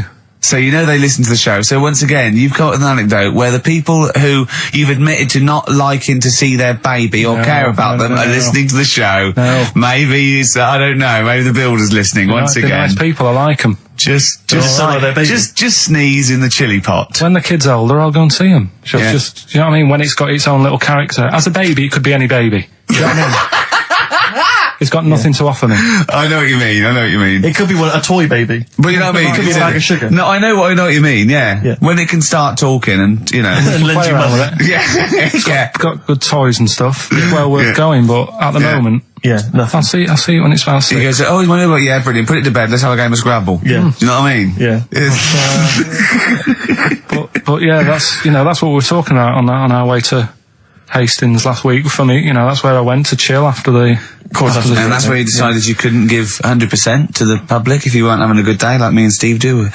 Come rain or shine on a tin pot radio station that really doesn't, keep me in frappuccinos these days. But we'll say once again on air, this is official, and this is not to put pressure on you, that me and Steve are going away for a couple of months on the 16th of August to do the office special, and if Carl doesn't come back, nor will we, because I see it as a three-way thing, and that's the truth. Rick, you've said that a couple of times now, as though you're expecting a flood of emails and calls. Nothing. No, I'm just trying to get in pressure There's been nothing. because I know for a fact that they want us to come back, and I know. I think maybe not the listeners though. No, the listeners don't care. They don't care. Listeners couldn't give it. They don't care who stands in. Do you know what I mean? Instantly, what frequency is Magic? It's 105.4. Worth checking out because I had a great. Heart is 106.2. I think. Virgin's 105. Bloody good station. What is that? 105.8. Yeah. Which is Well, check press good for details, but or watch some cable TV. There's some good stuff on. Yeah, Kisses 100. That's easy to remember. There's a new Ride album out, gentlemen. I think you're probably quite excited. It's London's Heart 106.2. It's released on the 4th of August, and it's all the BBC sessions, all the stuff that Ride did over the years for Virgin 105.8 for BBC, and this is one of them. It's called Time of Her Time. I think it was from the album Going Blank Again. It's very good. Play it, Carl. I play that for Pippa, who requested some Ride. That's from a new compilation called Waves, and it's the BBC recordings that Ride made during the 90s, and I think that was originally recorded for BBC Radio 1. That's a good station. Radio Bloody 1. good station. That's a good station if they're interested. Radio 1. So one of the. I think they pay quite well as well. Well, I enjoyed working for them. I know we used to work for them for a period of time. Until we got fired for slagging off. Simon Mayo. I think it was Simon Mayo. Yeah. Do you remember that? I can't quite remember it. Well, we used to do this thing, Marion Hobbs at night, and we were getting a bit busy, and so we were constantly handing in shoddier work.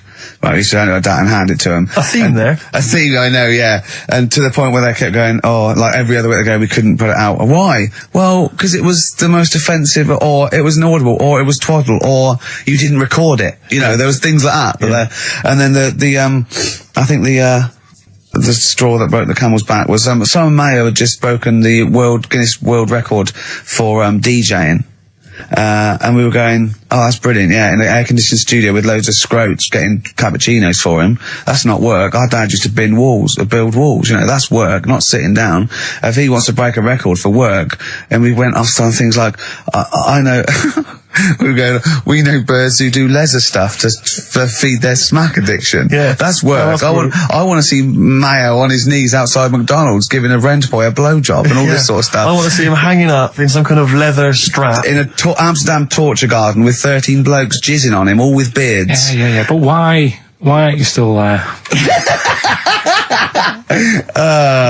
Oh dear. Happy days. I think the producer at the time said, we can't. I said, why not? I said, we're not saying he did it. We're saying we'd like to see him do it. Yeah. Right? And she went, he's a Christian. All the more reason.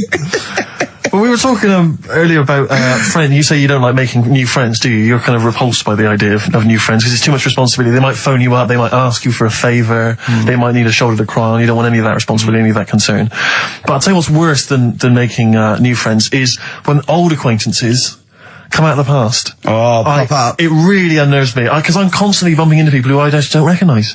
I know. And I've got this urge to be polite. I can never just go, I don't know who you are. I've always got to pretend. I've looked for clues. When they say, you still, don't know, I go, yeah, so I go, right, and what about so-and-so? I go, so no, those two people, and it's like a saw in my brain going, I must know them from so-and-so. Yeah.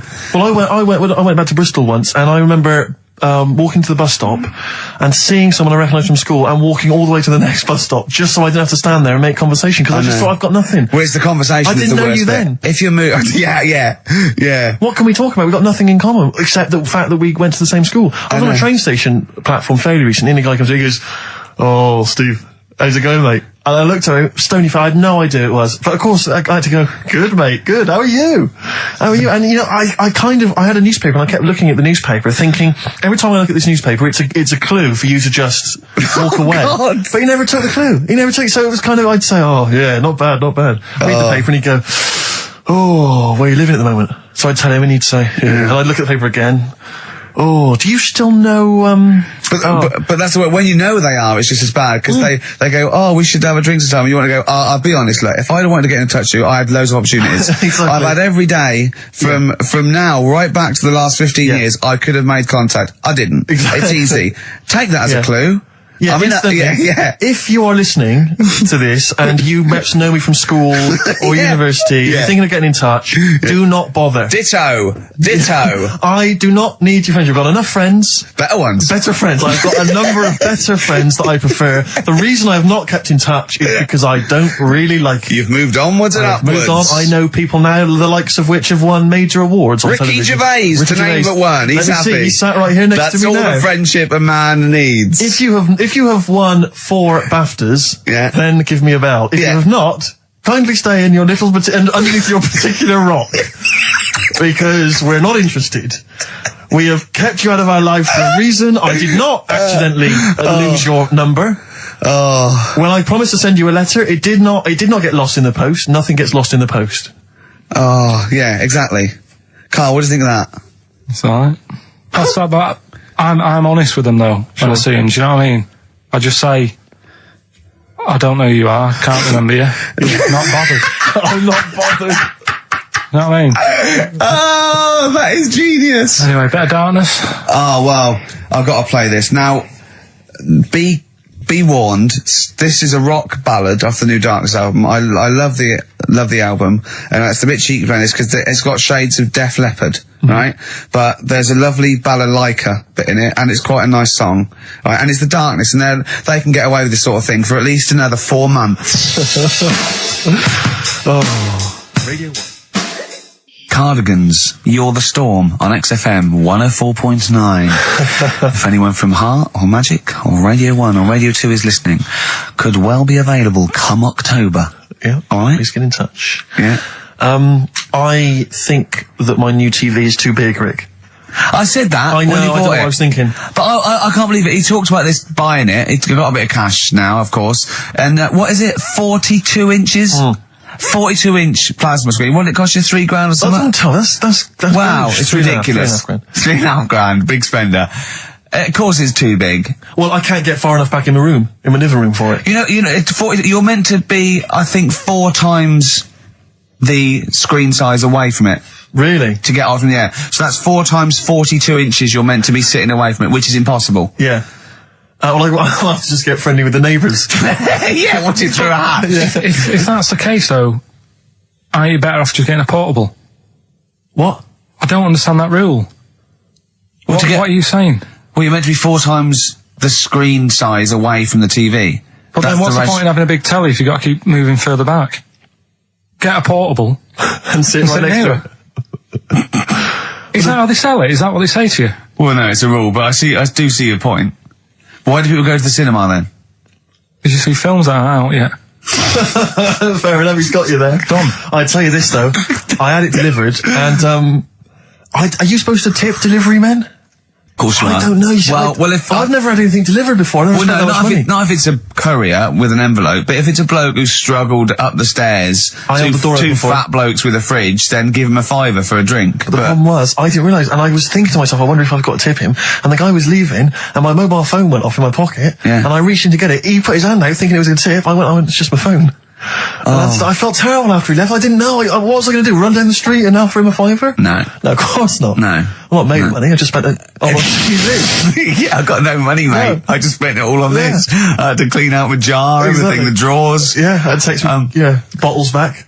The problem was it took me forever to wire it in. I thought I'm not going to pay for someone to wire it up, So it took me about 3 hours to wire it in, and it was huge. And I got it switched on.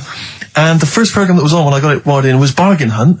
I'll tell you this, David Dickinson's tan almost took me eyeballs out. It was incredible. It was like X-rays. So close. A huge plasma screen with this orange thing coming out, and he keeps turning to the camera, doesn't he? Just to get you. Yeah, he turns away. You get a bit closer. They go, "What's he doing?" He just turns around, takes the cornea off. What do you think, Bargain Hunt? Bargain Hunt. Oh dear, that's why I'd buy a plasma screen to watch Bargain Hunt. I mean, it's ludicrous. This is the problem, is because what do you watch? I mean, have you watched anything that's been worth having? The only thing I've watched really worth watching. 24. Well, 24 works great, but also films. Obviously, that's the main reason I bought it, because films just look amazing on it. Yeah, DVD on the plasma screen. If you're into films and that, it's just that I only, I've just got the 5 channels and flicking about. I'm not impressed. I mean, I can understand why more people listen to radio and stuff. Yeah. Well, not this one, but go on. Well, when was it? When was the last time I sort of sat down and had time, because I'm always busy doing stuff on that. Sure. Moaning takes up about 3 hours a day. When did Wimbledon finish? A couple of weeks ago. Right. Found myself sat there, right? I'm not having a go. I know we stopped Cheeky Freak of the Week and all that, right? So I'm not going to be having a go. Christ, I sat there. I'm scared. No, I'm not having a go. You've always got to remember that. Go on, just get on with it. Get on with it. I'll apologise after. I'm just saying, watching Wimbledon, it wasn't, one of the major games. It was little fellas in a wheelchair having a game. Little fellas in a wheelchair. Right. But for me, I mean, great. They're doing a sport and everything. Don't put it on the telly. What was up with it? There wasn't like a rally going on. No, do you know what I mean? Do you know normally, like with the well, not to Enman, but with some of the other, with some of the other players and that, they're playing for ages, aren't they? It's like, who's going to win this and that? Yeah. None of that. It was just like, it's it, net. Oh, Christ! Oh, God! I don't know what to do! And people would like sat there watching it as well, when they've got other games going on in there. That's what I couldn't understand. If you've paid your money to get in... Yeah. I mean, like I say, good on them if they... Do you know what I mean? But it would have been... And they all start first in the marathon. I just thought it would have, give them a game of swing ball or something. Yeah. You know what I mean? No, yeah, I understand. Oh, God. Yeah. There's never anything XFM in the community. Can anyone confirm, actually, I had an email earlier, Swing ball? No, I'm not having a go, though. Tell them. This is what I'm like, aren't I? Sorry, this is recording you as well. What do you mean I'm not having a go? Tell them. Do you think you just said that to me? That do you think you haven't got a microphone? You just said to London, keep wheelchair sport off the telly because they can't get a rally going. You called them little fellas in wheelchairs. What? And I meant to go, what Carl meant was... What? I mean, what? They can hear you as well. Yeah, I know. It's just that they might think that I'm having a go, and I don't want them to. That's why I stopped Cheeky Freak of the Week, because some people got the wrong end of the stick. Right. And what have you. So, well, it was funny that one was born with deformed legs. They might think you were taking the mick. So anyway, I just was wondering if anyone could confirm. We had an email earlier, I forget who sent it in, but thanks very much indeed for it. They said that the Paralympics began this week, and apparently during the opening show, the entertainment was provided by Riverdance. Now, I don't know, I don't know if that, I can neither confirm nor deny that, but it does seem rather tactless. Let's play a tune. Ricky Gervais. Don't put my name to this last link. Don't put my name to this last link. Ricky.Gervais, xfm.co.uk. Oh. Magic, Virgin, if you're listening, we are available probably sooner than we thought. Making plans for Nigel. XTC on XFM 104.9. Well, you seem a little bit happier now. Oh, yeah. It was alright. I'm a bit worried. Like I say, the last thing that we just talked about, I don't want people thinking, we're having a go at anyone, because it does do me head in. Because I'm the one who always has to deal with it as well when people do. What? We're just having a chat about tennis and stuff. Yeah, the little fellas in the wheelchair, as you put it. Yeah, what are you worried about? Just that they think we're having a go and that, because sometimes I do have to take calls and deal with it, all this stuff, right? You don't see that. You don't see the hassle I have to go through. No, but I don't often say things where I'm likely to get a complaint. Yeah, but I'm just saying it wasn't meant to be taken badly, do you know what I mean? You're allowed to say you thought that the quality of tennis, because they were confined to a wheelchair, was poorer than, say, Sampras versus Agassi. I don't think that's in question. It wasn't as good a game of tennis.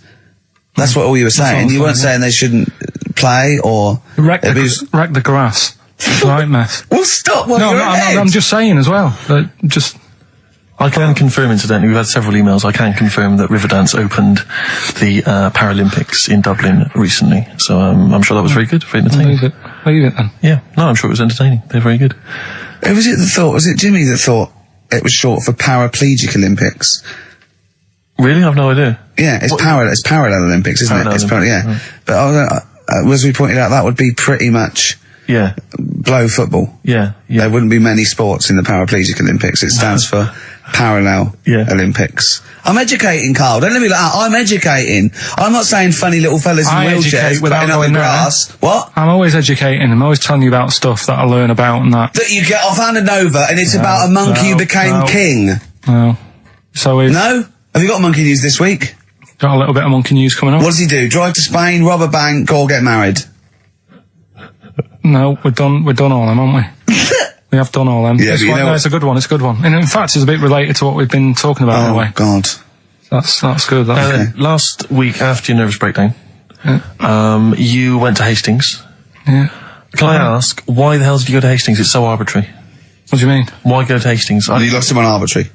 Why did you choose that above all other places within... It's amazing, isn't it? You look at his face when you say a word that, you know, he doesn't understand, and it just goes dead. It's like when your computer freezes. Yeah, it is like that, yeah. Is there an equivalent to Control-Alt-Delete when Carl just doesn't understand? So we have to press, like, knob, bollock, finger up arse. It takes him out of his sort of stupid, doesn't it? Now, that's three things to press, but you've only got two hands, so... Wow. Yeah, I know. God, what would I do? So I'd have, hold on, so I could have the thumb of my right hand, pop that up his arse. I'd have probably my index finger of my left hand on his knob. How would I press his testicles? What would I use? I'd have to use some other part. Shall we try it? Yeah, let's go around there. Let's have out. Look, come on. What? Sit I down. just think it's time you had a little kiss. No, you've been so welcome. I've already had a little... What happened, Carl? He loves it. I'm just going to give you a little kiss. Just for the webcam. Right, hurry up then. All right, on the lips. No. Oh, come on. Oh, God. I love it because he hates it so much. You wouldn't get that radio on. But maybe I could have kissed Chris Moyles. What? I could have kissed Chris Moyles on Radio 1. Milesy. Give Milesy a little kiss for all his good work. Do you enjoy that? Yeah, it's good, yeah. What happened to Chris Miles' show? Is he not on anymore? On the TV? Yeah. No. Turns out he was too fat and talentless. Do you want to tell us about Hastings? Where did that come from? Eh? What? Yeah, Hastings. Yeah. It's alright, yeah. What's there? Not much. It's just one of them Is there places. Yeah, it's good. I think that's what's good about it. Nobody knows, right? Because last weekend it was roasting and you saw pictures of Brighton and it was heaving. Yeah. Right? Hastings, hardly anyone there. And yeah, it's got a nice little beach. Yeah. Sand? Sandy No, beach? pebbles. Well, that's alright, isn't it? You Well, don't, no. you don't want the sand. Why do you want sand? Of course you want A sand. little bit, don't it? It's murder building a sandcastle. No, you just sit there. You can't walk on pebbles, can you? It's, What do you mean? Well, it's all kind of, it's sort of a bit, you know, dodgy It's underfoot. alright. The only annoying thing is, right, it's one of them places that it's great to visit for a day. Yeah. But I wonder how people who live there get by. Why? Because all the shops are like them things that you go in and it's like a little pebble with a pebble stuck on the top and it says Hastings on it. So every shop does that. If you want bread and milk, You're done for. it's murder. Yeah. There must be a supermarket. I didn't see any. Seriously, it's all novelty things like that. Yeah. And then when I got back into London... Their houses. Yeah. Just covered in pebbles and like seashells and stuff. Oh, not rock for tea again. Well, the funny thing is, right, it's the first time I sort of noticed somewhere like that when you go, what do you do if you just want some Brillo pads or whatever? I'm walking in London. Never concerned me that. Never needed Brillo pads in my life. No, but you know what I mean, the sort of things that it's a bit tricky to find, but in London, you've got the coverage. Yeah. Now, the weird thing is, I was walking home from, had a drink the other night, right? Yeah. Walking down the road, and there was a shop that in London, just sold chess pieces. Yeah. Is that the one on Great Portland Street? Round the corner from it. Yeah. But that's I think that's mental. I remember being in Brighton once and seeing a shop, and all it sold was the foam you put inside cushions. Yeah, there's one of those at Pentonville Road. But I don't know who opens a shop. I know where these things are. There's a hole in the market. Yeah. What was that shop we walked past yesterday? And it was like something really, really... chef uniform shop. Yeah. It's Dundee Street. Yeah. And I'll tell you what, I opened a chef uniform. Mainly sort of check trousers and white hats. But there must be a lot of chefs around. I'm eating all the time. Someone's making the food. Yeah. The funny thing is, on the chess shop, right, they mustn't have been doing that well. And someone must have, the bosses must have been sat there going, not really working this, is it? Yeah, right? People only buy one chess set in their life. Yes. Right. Yeah, but the funny thing is, on the door, it's just said, come in and browse. Which I thought was odd. Did you? No, it was shut. Right? but the funny thing is, right, so you can imagine them sat there going, oh, it's not doing that well. And it's changed. They've actually changed the name of the shop now. Yeah. And now it says chess and bridge. Right, they've had to expand. So they've opened it up a little bit. Yeah. Yeah. But still. What do you buy for bridge, if not I don't know. cards? I don't know. I don't know. I don't play bridge, but I don't know. I don't think you need a lot of stuff for bridge except a pack of cards. I remember going a table. When I was on three friends. On holiday once in Devon, past a shop. I don't know if you ever need it. If you ever need an antique marionette, let me know. I know where there's a shop. Okay, yeah. Antique marionette. I know. Again, you only need one, unless I you're a want to know collector. who goes into this business. Well, son, what are you doing? Going to university to do law, father. Well, there's a factory there that makes the little plastic bits that goes on the end of chair legs. Do you want to take it over from me? We're not really, no. It's all set up. Yeah. It's all set up. Oh, God. All right, Dad, but just for a couple of years.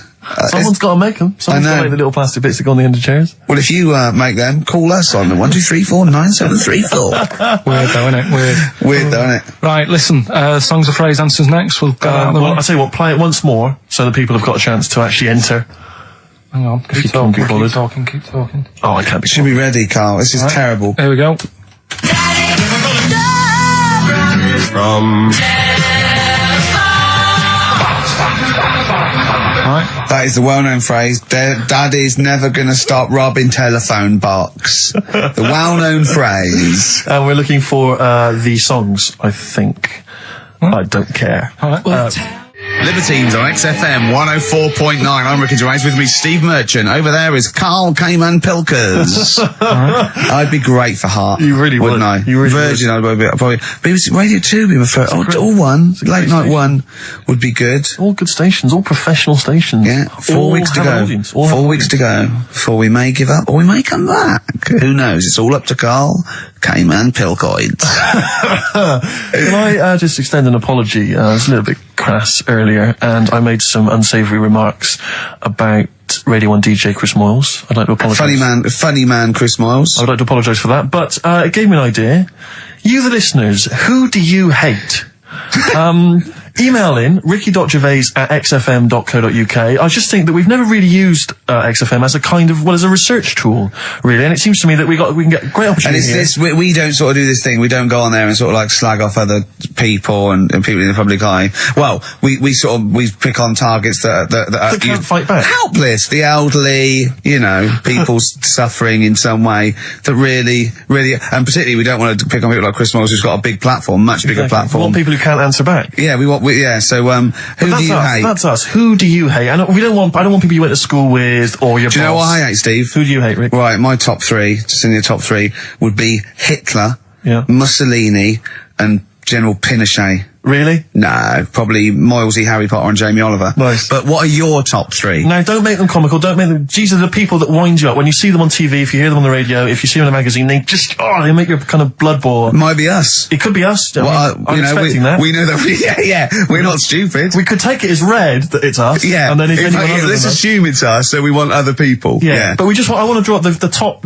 5 people. I don't want to hear things like Tony Blair and Jeffrey Archer and fascism. No. Just people who make your flesh crawl for no fault of their own.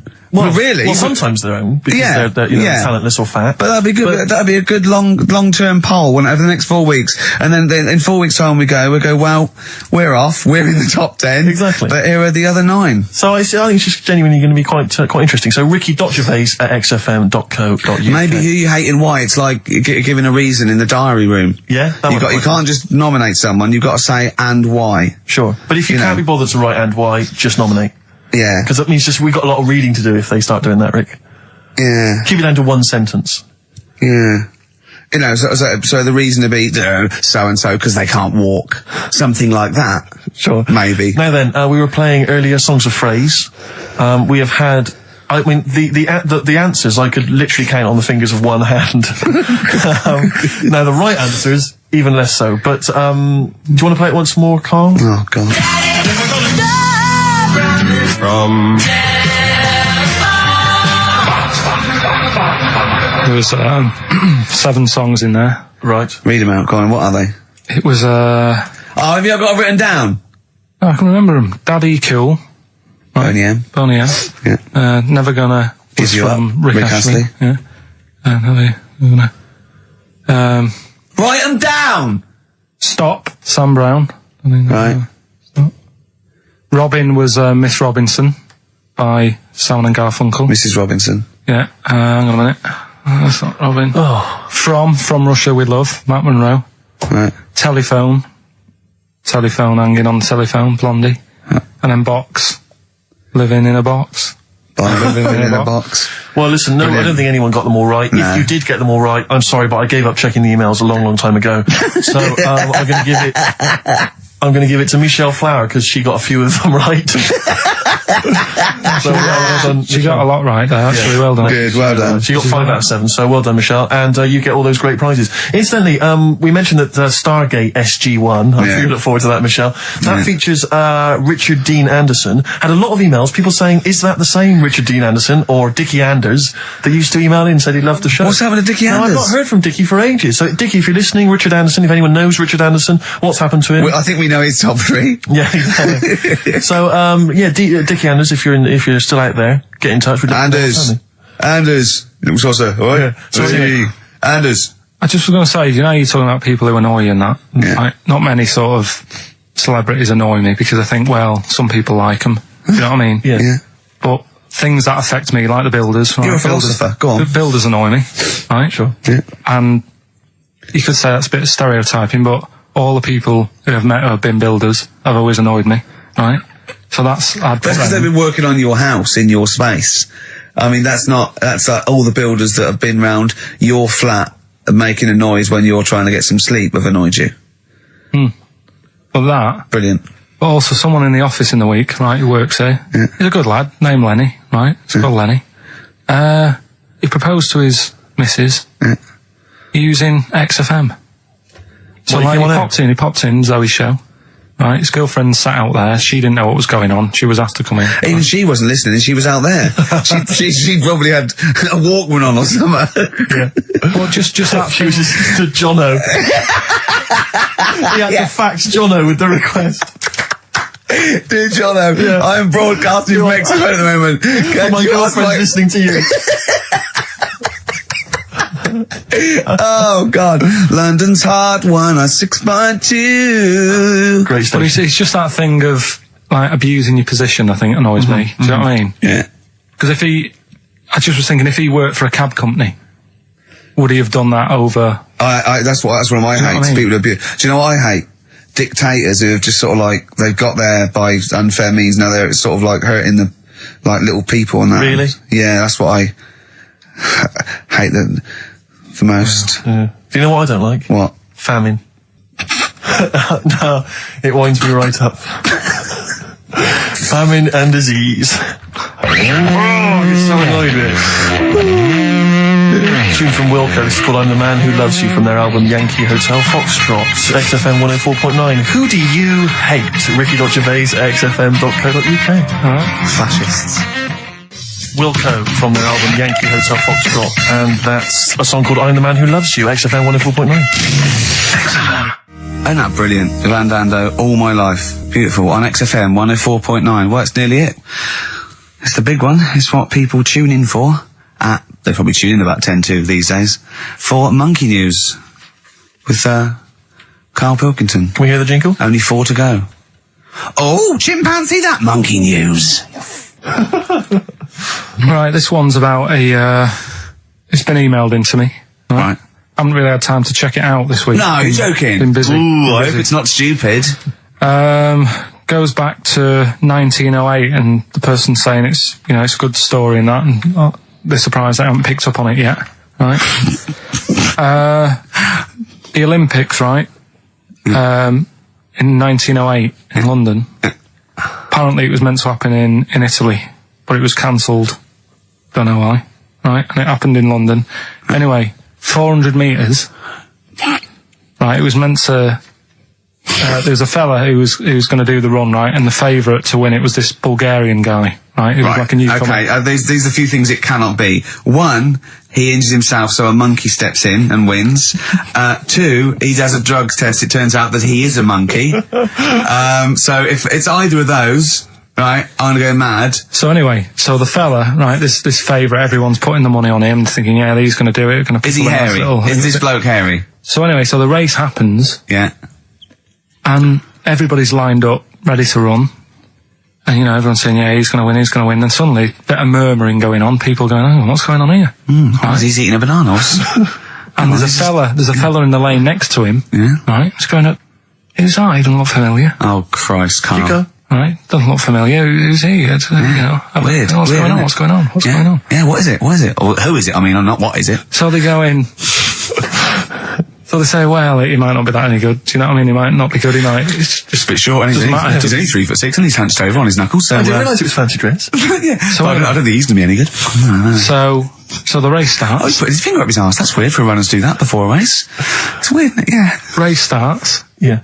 The fella that no one recognises wins it. People go, what's gone on here? Yeah, sure. Do you know what I mean? We had our money on the favourite. What's gone on? Who is this guy? Yeah. Anyway, he stood up there, right? He's looking well happy. Yeah. He's lifting the trophy and everything. Right. Long arms. That trophy's higher than... So anyway... He's only 3 foot, but the trophy's 9 foot in the air with those long arms. I'm suspicious. Go on. They had the picture in the paper the next day. Sure. And everyone's going, yeah, he was fast and everything, but... quite hairy for a run. Oh, I'll tell you Come on. Quite It's hairy for a runner. Because ridiculous. normally they shave themselves, don't they, to make them faster. And No. that. How did he manage it? It's really hairy and that. So anyway, he wins the stuff. He walks away with a cup. The people who are in charge of the running, or like the Olympic Committee, look further into it. Turns out it was a chimp. Right, keep talking. No, don't keep talking. Why encourage him? Shut up. This is Monkey News. If you can't handle the news... It's news from 1909 and I haven't heard about a chimp winning the Olympics. Be quiet. What happened there then? 400 metres, right? Now the thing is... talk shit. The annoying Please, thing was, Ricky. it took so long for the Olympic Committee, right, to find out that it was a monkey. It was going manic. It went into loads of races. It was picking up loads of Oh, shut up! It right? became a celebrity. It was doing endorsements on TV. Don't talk shit. It said he managed to win the same race 4 years later in Athens because How did he get to But it's a joke. They're winding you up, Carl. weird. It's not weird. It's isn't it? right. I do not believe it. Well, that's okay. There's only 3 of them to go then. Right, because we're probably all leaving in 4 weeks' time, and that's the end. I've got to get onto a sort of mainstream radio station because I don't think there's any other sort of tin pot place like this, is there? No. So I'm going to clear up my act a little bit. I've got an album from the Capitol Radio Library, and it's the best punk album in the world ever. So if Caps are listening, I'm just going to show that I can do a mainstream. I'm going to play a classic song and I'm going to announce it right and everything. So if you get a job on a decent station, you'll take me with you, will you? we're a pair. Brilliant. So, okay, here we go, right. If anyone's listening, just to show that I can do mainstream radio, okay?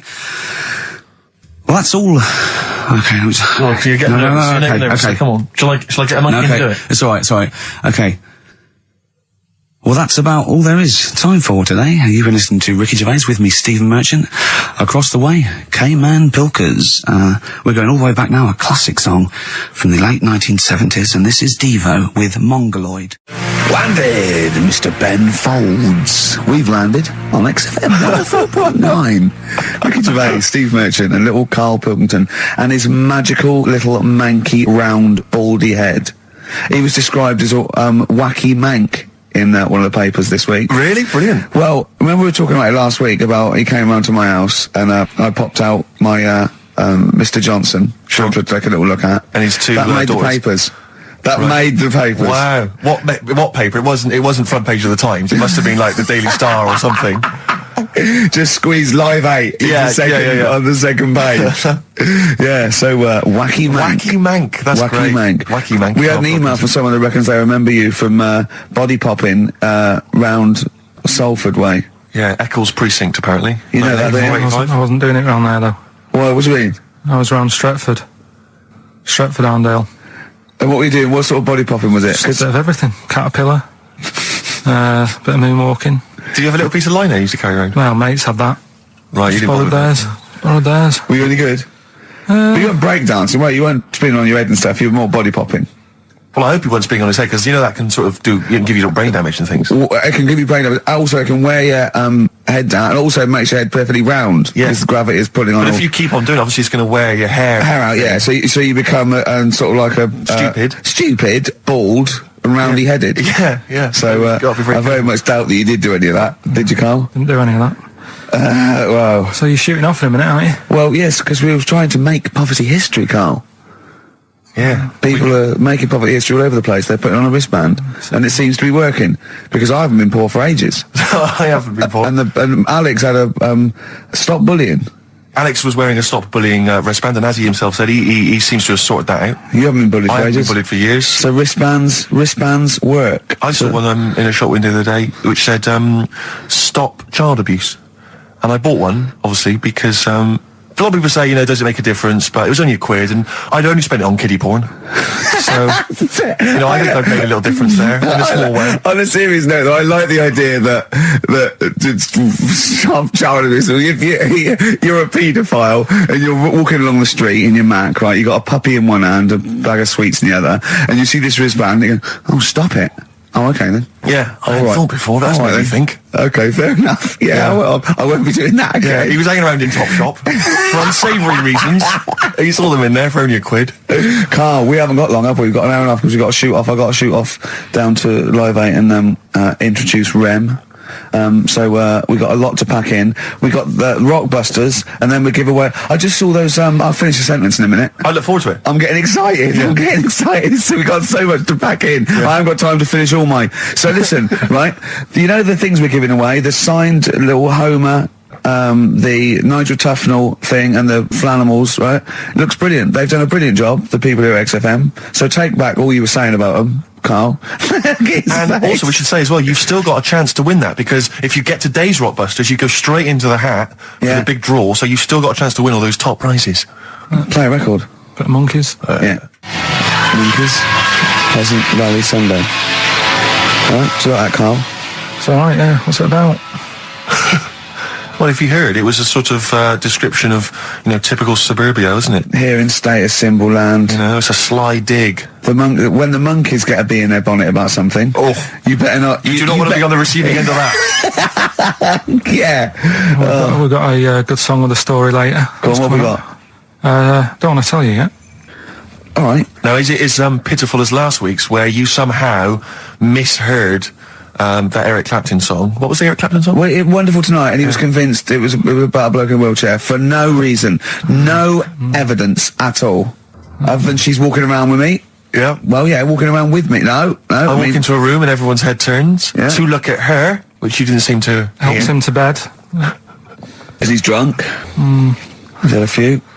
Never mind. Yeah, well, you're totally wrong. Big day, Carl, though, isn't it? Because there's lots going on, and I know Carl's it's very, very important for him that he champions Live 8. I don't know what's going on. I don't know what. I am sick of it, to be honest.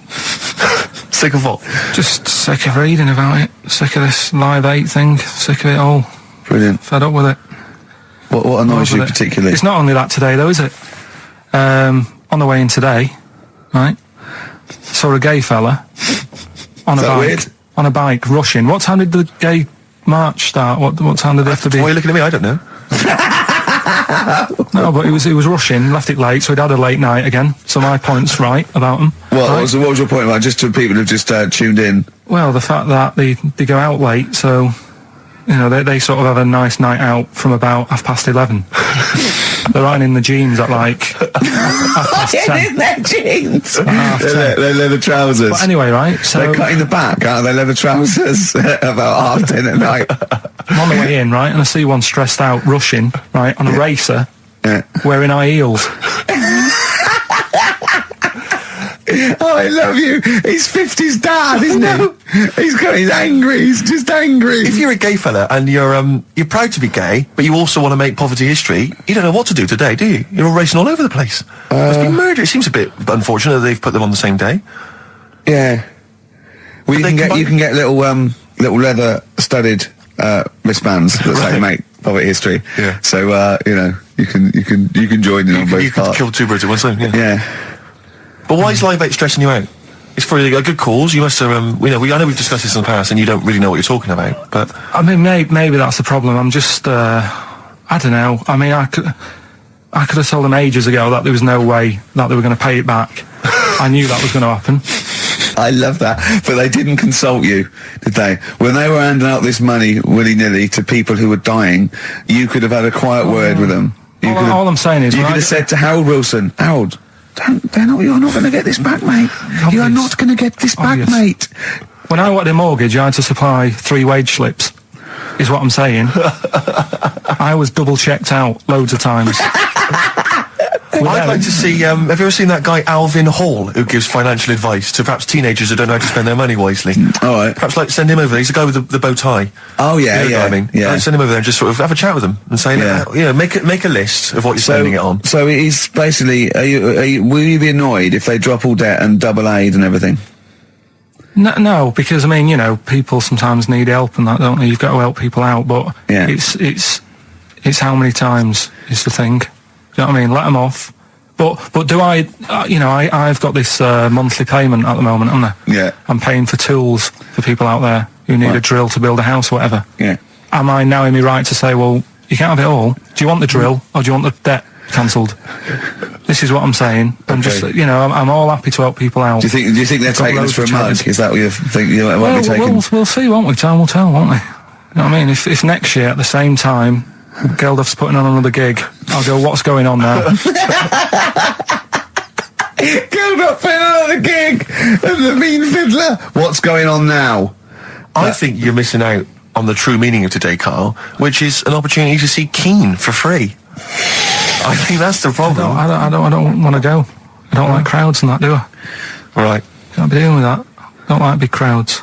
People, because I was talking to people at work about it, and they were saying, it's a big occasion, it's one of them events, like, you've got to be down there, because in years to come, when they say, were you there, I don't see what's good about having a memory being stuck in a crowd of 150,000 people. I prefer to do something nice. Say if I have like a nice cake and a cup of tea, right? In years to come, when they go, do you remember that day when we were all cramped and what have you? I'll go, no, I was having a nice cake and a cup of tea. So I've got a nicer memory than them. So I believe in doing something nice on a big occasion. Do you know what I mean? On a special day. Do something nice, remember that. The thing is, you have got a nicer memory than them, because when you look back and they say what you're doing 20 years ago, your memory will tell you were actually having a cup of tea and a cake, but with a chimpanzee that could talk English. That's what your memory will tell you. You're thinking, I was out with my mate. I was out with my mate Marty. He's a chimp. And it just you'll be in cuckoo land by the time you're 50. You'll be just going, that was great that day. I remember Suzanne, I don't know what, talking to Suzanne, she's left you. She's left you. She's had enough of you waking up. Well, she's down in Hyde Park watching Bed-Shaped live. She's not worried about cake and a cup of tea. Have you ever done a march or anything, though? Have you ever sort of... What are you saying? Have you, you're having a go at me for not getting behind it all, right? Which I am, because I've got more standing orders going out of my account for charities than anything, right? But have you ever got behind a problem? No. I don't think I have, to be fair, no. No, I am quite slack in that respect. It does take a lot of effort, though, doesn't it? Well, it depends. What sort? Well, if you're going to do one of those walks from John O'Groats to Land's End or something, that's a lot of time commitment. There's one, I tell you what, there is one that looks alright. On Portland Place, just off Oxford Street, there's always just a little Chinese fella sat on the pavement, right? Oh, I've seen him, yeah. What's that all about? Yeah. He's just sat there with a poster, but you don't know what it's for because it's in Chinese. Yeah. So he's just always sat there. But for me, that's the sort of march I want, where you just... And he's only there when it's sunny. If it's raining, they don't bother. I tell a lie. I did pop down when all those women walked through London in their bras.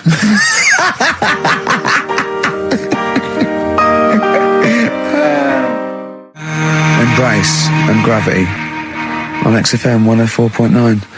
We've had a couple of texts. People obviously can text in 83XFM. That's the text number for the big quiz that's coming up shortly. Rockbusters, still your opportunity to win some of those cracking prizes. Enter your name in the draw if you can unravel the, I don't know what you call them, conundrums that Karl set. Sort of. We've had a couple of texts. Obviously, we're leaving early today. This is a shortened show and our last show of this run. But we've got to leave early. We've got to go down and try and make poverty history. But Rob's texted and he says, only an hour and a half today. Well, poverty does have some benefits then. He's a fan. He understands the show. Who was that little fella that used to write in who hated the show? I forget his name. I haven't heard from him for a while, actually. I don't know what happened. No. Maybe he realised that if he hated the show so much, the obvious thing to do was to switch off. Maybe that finally dawned That's on him. annoying. What's his name? Someone will remind us of his I name. like people who hate us to carry on listening. Yeah. It just gives it an edge, doesn't it? Yeah. It's the fact that, that you're annoying someone. I mean, I love annoying people. I know you do. I know So you're like a kind of walking Chinese water torch. Yeah, exactly. Yeah. Have we got Ladder 49 today? Rick, there's a number of cracking DVDs as ever on Rockbusters. We've got The Life Aquatic with Bill Murray. We've got Howard and Kumar Get the Munchies, hilarious stoner comedy, and Batman the Animated Series. And Ladder 49, there it is. Joaquin phew, Phoenix, yes. John Travolta. If you've ever seen Ladder 49, then you can give us a quick text review on 83XFM. I'd be interested to know if it's Why are actually you worth giving watching. away one a week for the last 6 weeks? Yeah. Well, we better do them then. Let's do Rockbusters for the last time. You can win those amazing prizes. All right. As always, just a little cryptic clue. Some initials of a band or an artist. Work it out, email in or text in. That's it, isn't it? Mm-hmm. Right, the first one. Richard's kid cuts hair for a living. Right? Richard's kid cuts hair for a living. Right? Initials ED. Right? ED. Richard's kid cuts hair for a living. Second one. I have a problem saying the French word for well. Right? I think that's the right word anyway. Wow. I have a problem saying the French word for well. So what's that? The initial there is K. Right, band or artist. And then the third one, you take 8 kebabs, 2 kebabs, 57 kebabs, times it by 27 kebabs. Right? The fella is struggling to work it out. What's that? What's going on there? Right? It's a good question. DS is the answer there. 8 kebabs, 2 kebabs. I've got it. 57 kebabs times it by 27 or what have you. Fella's struggling working it out. What is I've it? got that one. DS. So just email in ricky.gervais@xfm.co.uk or on the text 83936. Yeah. Yeah, and you can win Ladder 49 and those other DVDs. Plus, you go into the draw, which we'll do before we leave, and you can win the signed by Matt Groening, personally drawn Homer Simpson. We've got the Spinal Tap poster signed by Christopher Guest, and also the original artwork of us as Flanimals. But they've all been framed. They've done a brilliant job. It really is a nice prize. I mean, almost too good to give away. A little bit annoying. Is it too 'cause late it's the to take original. that back? Well, I was thinking we could sneak in a copy. Yeah. Just a very bad photocopy, so it goes grey and Yeah. No, they're all originals. So get texting. Right. XFM. REM, Night Swimming, beautiful song, brilliant band. I've got to introduce them, and I'm actually nervous. Yeah. I never get nervous. You never get nervous, do I you? never get nervous, and I get a little adrenaline rush. It just takes, 80% of the world's population to be watching you, and then you get a little bit jittery. And I don't know what to wear. No, this is interesting actually. I don't know. No. I for a moment though, I was thinking maybe Ricky's got to pop home first before he goes down to bring on the band. But if you are watching it, or if you're there, obviously not there. If you were there, you wouldn't be listening to this. But if you're watching it on TV, do check Ricky out, because how do you describe that particular look? Ricky's wearing sweatpants. I assume they're sweatpants. They're not pajama bottoms, are they? They're sweatpants. They're sort of. And you've got just a white t-shirt, cheap plain white t-shirt. Yeah. And it basically Ricky is wearing. It's like he's made so little effort. The only way he could have made less effort was if he wasn't wearing any clothes. If he was just wearing his underpants that he slept in. But he's actually bothered to put on a t-shirt and a pair of sweatpants and some trainers. Yeah, well. Jonathan Ross is going to probably be wearing a suit, one of his, expensive suits or whatever. And, yeah, but he won't be as comfortable as me. Well, true. Did it not occur to you for a moment to maybe make slightly more of an effort? Perhaps put on a jacket? That jacket looks silly with tracksuit bottoms. Well, again, you could have changed the tracksuit bottoms. I mean, they're a mainstay of the outfit, are they? It's like they're not changing for anything. Yeah, I've got very little things that I haven't got a drawstring or elasticated waistband. No, sure. I don't want to be bothering with buttons and zips and hooks. There's going to come a point, isn't there, where you're just going to wear, I don't know, smocks. A baby grow. A baby grow with a flap. That'd be great, wouldn't it? Those little mittens. Yeah, all in. Yeah, that'd be great. And then a little oven glove, so I can just get stuff out of the oven, eat it, let it drop everywhere. Yeah. Right, and then just get out of the baby grow, put a new one on, a clean one on. Or those kind of red flannel things with the which cowboys wear. Yeah. The kind of buttoned up bit Yeah, in the back. the old cowboys. Yeah. Grandpa, he comes out with the shotgun. Exactly. And Exactly. yeah, the long johns. Well, how's it going with Rockbusters? Anyone got the answers? Actually, one guy has texted in, James in Deptford, he's offered some answers, and he says here, the guy that hated us, famously, of course, we should have remembered, Dickie Anderson.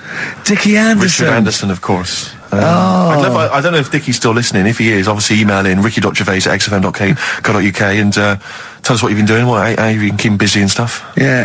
Nice to hear from him. Chris Campling hasn't called, has he, either? Yeah, The one that thinks that not only is this whole show scripted, imagine that, right? But that Karl is a character created by us. Yeah. He's actually an actor. Oh, if only we Look could at take credit that. for A that. shaved monkey we got.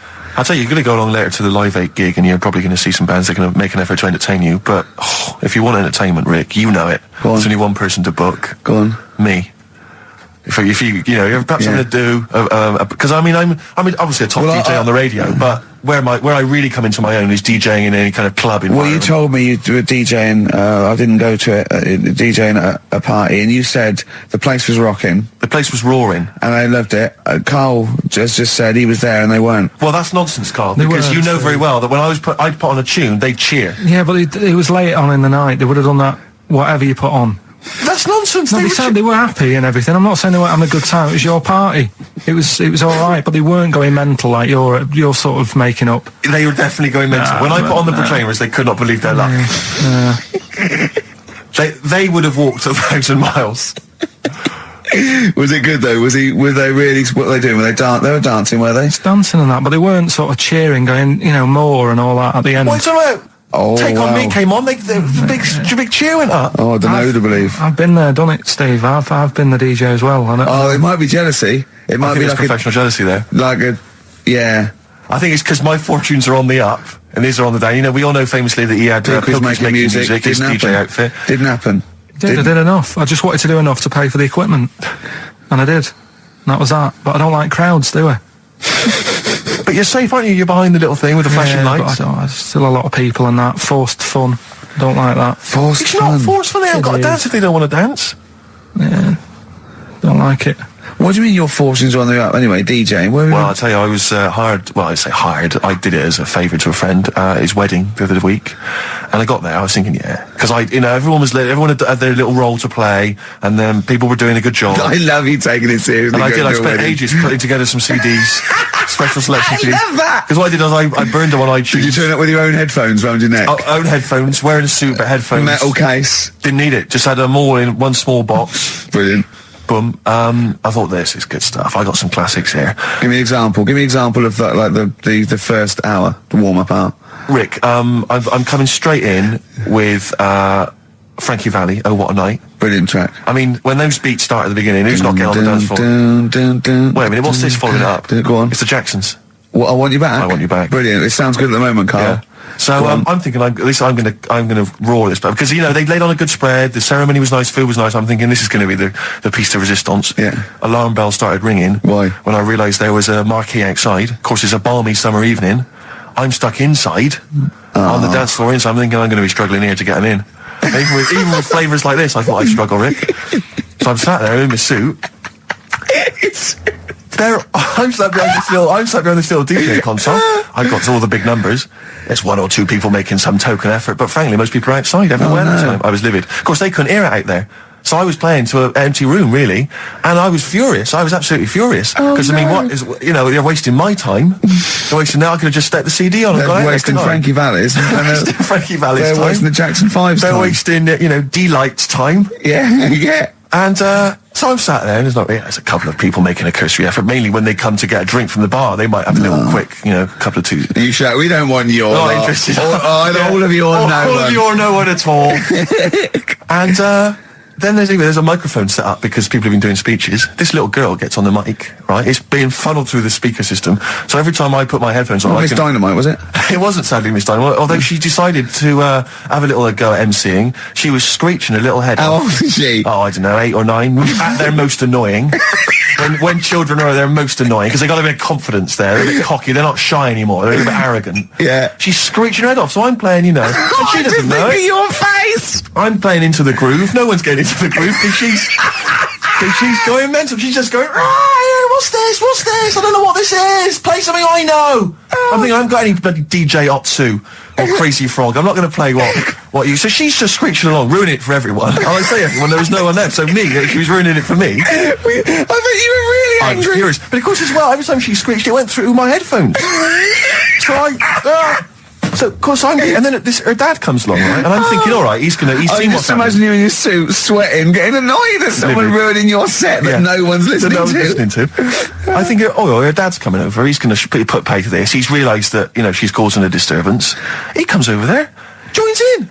No. Sits her on his lap. He's just saying, hey, she's having a whale of a time. I'm thinking I'm furious. I'm thinking it's his responsibility to shut her up. He's not Yeah, going to do anything. I What can I agree. do? I can't step in. No. And I know very well that if I interfere, he's going to say, oh, well, she's enjoying herself and no one's dancing anyway, and we've just got into a fracas. Yeah. And I didn't want to start a fight. No. Because So, I don't know, but he'd have knocked you out, wouldn't he? Someone would have got knocked out. And I'm not saying who it would have been, but, you know, but to bear in mind, Rick, there would have been 2 of them. And so I didn't want to get into a fight with them. And anyway, so I'm playing. Anyway, so my friend came along. He realised what was happening, and I didn't have the guts to unplug the microphone because he'd have known. You see. Yeah. So I got my friend to do it when she had her back turned. So he pulled the plug out. The microphone went dead. She went, "What's going on?" I went, "I don't know what you're talking about." I said, "I don't know." She said, "Where the microphone's?" I said, "You must have broken it." I don't know what's going on. Someone will probably make you pay for that. And anyway, at least we shut her up. That is great. But it really went from bad to worse. And you know, there's that thing when you panic, you start panicking, so you're putting on a lot of flavours that you would have saved till the last hour. What are we talking? Boom, boom, shake, shake, exactly, boom? you're throwing him in early. Love Shack's coming on way too soon. Really? Oh, Love Shack before 11. It's heresy, but I had to do it.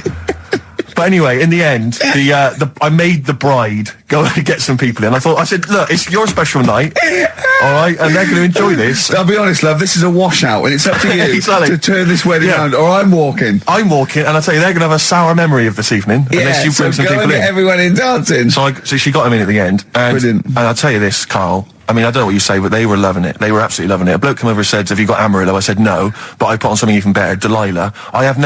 Wedding crowds always go for Delilah. A song, of course, about old man killing his wife, but it always goes down very well, strangely, at weddings. They get into a sort of hokey-cokey thing. They went berserk for it. And I was following it up with, I had the monkeys, I had all sorts going on. Brilliant. Of course, you know what happens. I'm going great guns. People are absolutely loving it. They're rocking it. I throw in, I had something cracking on at the end. Come On Eileen, of course, was on. People were going berserk for it. Which is unfortunate because the bride's name was Eileen. Yeah. And then the bride pipes up. I'm throwing the bouquet. So they all traipse off outside again. I was furious. Oh, no. I plugged the microphone back in. I said, what are you doing? We got, but they went out there. And of course, you can't get them back once they've done that because all the women are running around. I got the thing. And then they got to wave everyone off, throw the confetti. They ruined your day. I was having a great time and they ruined it. She ruined your special day. She ruined my special night. Oh, no. You know, it's on her head. What would you put on about now, Carl? What if I was DJing? Yeah. Probably a better world party. Go on then. Interesting. Put the message in the box, put the message in the car, drive the car around the world, and I'm imagining, Rick, that message is make poverty history. That's world party, put the message in the box. Yeah. Can I just say quickly while I think of it, we get a lot of emails from people, a lot of texts saying, can you send a big shout out, stuff like that. I've just looked at one now, Scott and Julie in Australia listening, they want a big shout out, big shout to them. But there's so many people that do it, and I'm obviously, just want to say sorry we never get to your emails. We're very, very lazy. We never really get to look through them, but we obviously do appreciate you emailing in, texting in, stuff like that. And also, can I send a big shout out to my grandparents, who I believe might be listening on their new digital radio? They're pretty high tech. Very West Country. Yeah. Are they the merchants of Bristol? Merchants, yeah. Props Good. to them. Props to them. Yeah. It's a slightly truncated show, isn't it, today, Carl? We've got I don't Monkey like News, I would it. trust. I don't like change, and that's what's happened. I'm not You happy don't, do today. you? You're like Rain Man. Yeah. He really is like Rain Man. Anything change, he's got to get in a little routine. You can't. I don't like to. I'm not like Suzanne's mum and dad and what have you, where routine cannot change no matter what. Like what? Well, we've talked about it where, if it's a Tuesday, I'm having sausage, egg and chips no matter where I am. That's what they're like. Right. That's what they'll remember, actually. When I'm saying about stuff about Live 8 and all that, people will remember. If people said to a dad, you remember Live 8? Okay, what day was it on? Tuesday. Well, I had sausage, egg and chips. Nothing changes. But the thing is, today, normally we have a bit of a, I know what we're doing where and all that, and it's all sort of messed up. We don't usually know what we're doing where. We say, what should we do next? No, You but, go, what? but I know, like, Rockbusters has been done early, Right. so that's normally done at That's about really 5 throwing you. I minutes. say, I just don't. I don't like all this change and that. It's messing about, isn't it? Rain Man. So what do you want now? Well, what about Song with a Story? See with the. Right. Well, last week. Look at him, he's in a genuinely foul mood. No, there. he's actually rocking. Yeah. He's actually rocking like Rain Man as well. Last week we did, like you say, Eric Clapton. This is a section where we play a song with a story. I think every song, if it's a good song, it's got a story. You've got to listen to it, sort of, from the start. You get in the middle, you're going, oh, how's it going to end and all that. Yeah. You wait another minute, you know the ending, you're happy. But the thing is, as Steve said, sometimes you're disappointed with it, so it's not a good story. And as Steve said, I'm not sure you're finding what you need in a song for story. Why don't you read a book, a novel? If you want a really good story that engrosses you, why don't you read a book? You're not going to get it from a pop I haven't song. got time for a book. Song's 3.5 minutes. And that's it, is it? And that satisfied you. Well, yeah, it gets you thinking for a few minutes, then you move on. This Then you one, stop thinking. 2 minutes 50, this one, right? It's brilliant. Go on, Ed. It's about, last week we talked about the little crippled fella, right? This one, as I say, I don't think we say cripple anymore, but go on. alright, this one, someone emailed in saying, if you want a song about that, this is a song you ought to listen to, right? Right. It's about this fella who, basically something happened, I think he's in a wheelchair, right, for some reason. You thought that last time. His wife, likes going out. She doesn't take him with her when she goes out. Right. Is it weird we don't take your love to town? Yeah. Brilliant song. Well, just play it then. Yeah, great song. Alright. What do you mean? Oh, it's a good story. It starts off well and that. You're feeling sorry for him, but then he says, "Where's my gun?" Yeah. Because she's a slut. Why? Because she's going off. Yeah, but what does he expect her to do? What? Just because he paralysed his legs fighting for his country, presumably in the Vietnam War, it says that crazy Asian war. So he's gone, he's fought for his country, he's taken a bullet, he's come home, he can't walk, he should be a hero, and then his wife's going out putting it about downtown. Why do I never meet women like Ruby? XFM. Forever Lost, the magic numbers on XFM 104.9. Well, the concert's kicked off, Steve. Yeah, I'm a bit annoyed that we're still here, really. Let's try and wrap this up quite quickly and then shoot No off. one's listening anyway. Nah, we could talk about anything. Well, we do. Yeah, true. It makes no difference to We us. could do a lot more swearing than we normally do. We could do even more. I was talking to Carl the other night, because I've been rewatching for some reason, that film Witness with Harrison Ford, where great he's a film. policeman that has to protect a little boy who's part of an Amish community. Amish? Yeah. And I tried to explain to Carl... You look plain, John Book. Exactly, Yeah. exactly. And I was obviously trying to explain the Amish to Carl. He'd never heard of them. Completely stony-faced. Amazing. Confused. Now, for those... Okay, you explained it to him, have Yeah. you? Okay, then. Yeah. Now, I don't know what you said, but I'm assuming you got it right, right? Carl, now tell me back now, what are the Amish? They're just people who sort of live like in the olden times. So to them, they're sort of in about 1842 or something. So they're getting old papers and that. They haven't caught up to. No. They haven't. They don't have telly. They don't deny that the 20th century has happened. They just don't want to be part of it.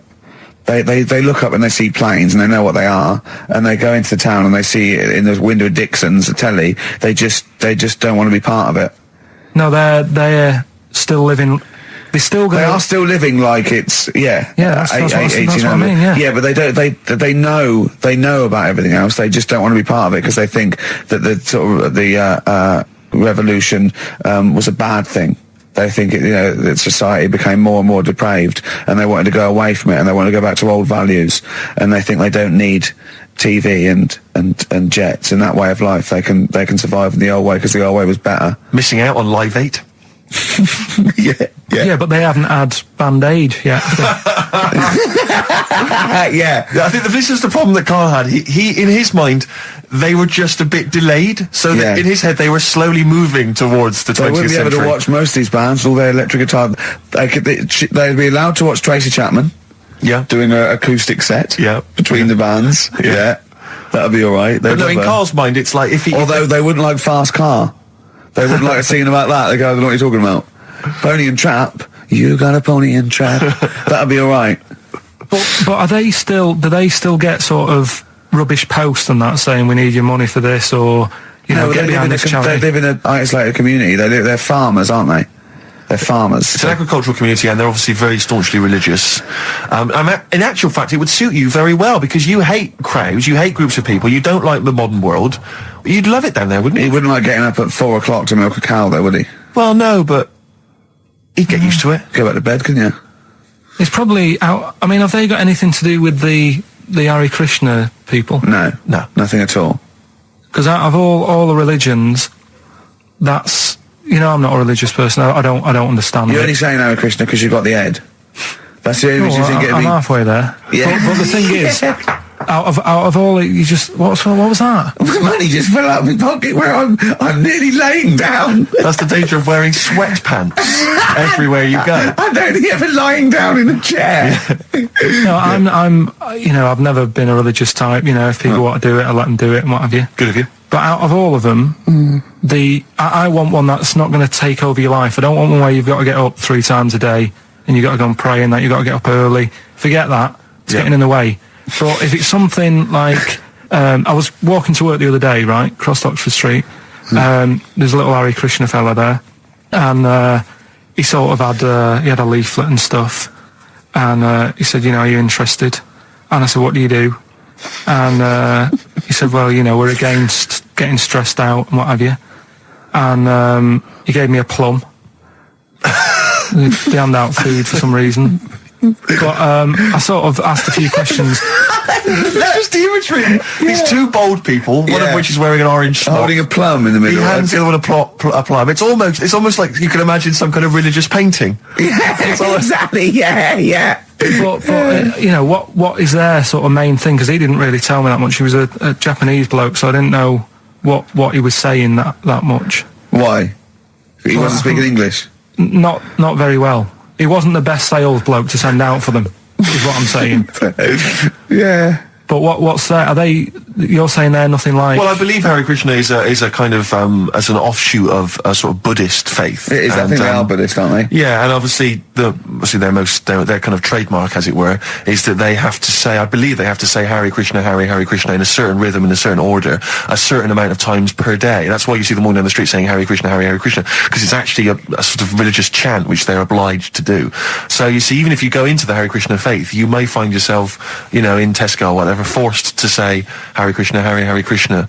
Perhaps out loud, not just thinking it. Yeah, no, out loud. You can put it on an iPod and you can put that on an iPod. No, it doesn't count. No, I think you have to actually say it.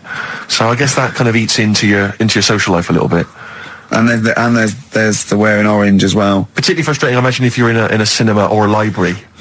A little bit awkward there, midway through. Or Star you Wars, live next door to a bloke called Hare Krishna, who constantly thinks you're calling him. Yeah, that probably. Yeah, so that's in this. I mean, I don't think we've quite done the Hare Krishna faith its full service there, but so interesting to you. I mean, you got handed a plum. You've been treated well by them.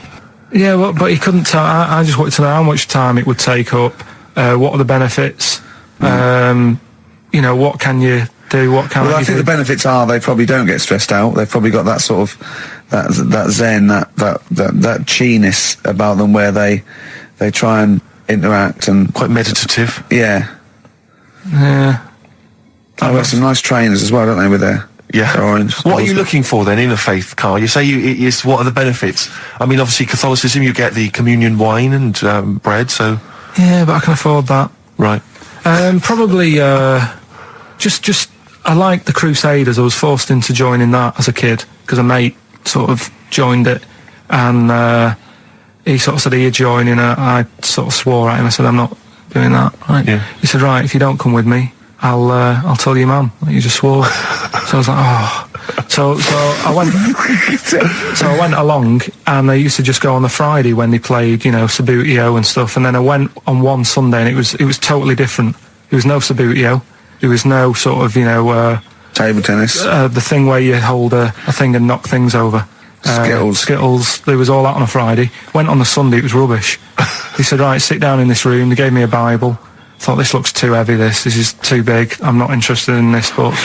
And I never went again. I used to hide on a Sunday when they came round. And that's been the only sort of... I suddenly, why did it suddenly turn out to have to hide on a Sunday when they're coming round? Because they wouldn't leave. They wouldn't leave. Who was it? Were they adults? It was well, he seemed like an adult to me at the time, but he was probably about 27. Well, that is an adult. Yeah, but do you know what I mean? He seemed a lot older when I was a kid. Yeah. And he came knocking and that, and he used to say to me, Mum, I'll just tell him I'm ill or something. And he used to hang around to see if I'd eventually come out to play and that. And if I did, I think they would have grabbed me and took me there. I love the idea that for you, religion has to bring with it some kind of gift. It's like, join our faith and you get an alarm clock radio. It's like something like I think religion does bring a gift. Usually, it's the gift of the Lord. Well, the gift of everlasting life, isn't it?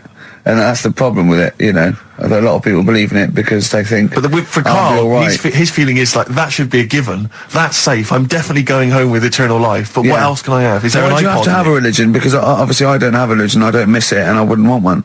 I'm an atheist, and that's out of belief. That's out of logic. And we don't get into the politics or the morality of it. Why do you feel you need a religion? Why don't you just get a hobby? Well, I didn't want one. I don't want one. I just was saying that, if I was to get one, which one would I go for? Is what I'm saying. I'd like to see you perhaps as a Jew. I think Judaism would suit you well, I think. What are the hours like for that? Tough. Can be tricky. That's what I mean. I don't want anything that's, And they have a day where they don't eat and stuff. I couldn't be doing that. So they have days when they eat too much. Yeah, but what happens if I'm not that hungry that day? Like I say, I don't like change. No. I like my Cheerios in the morning. I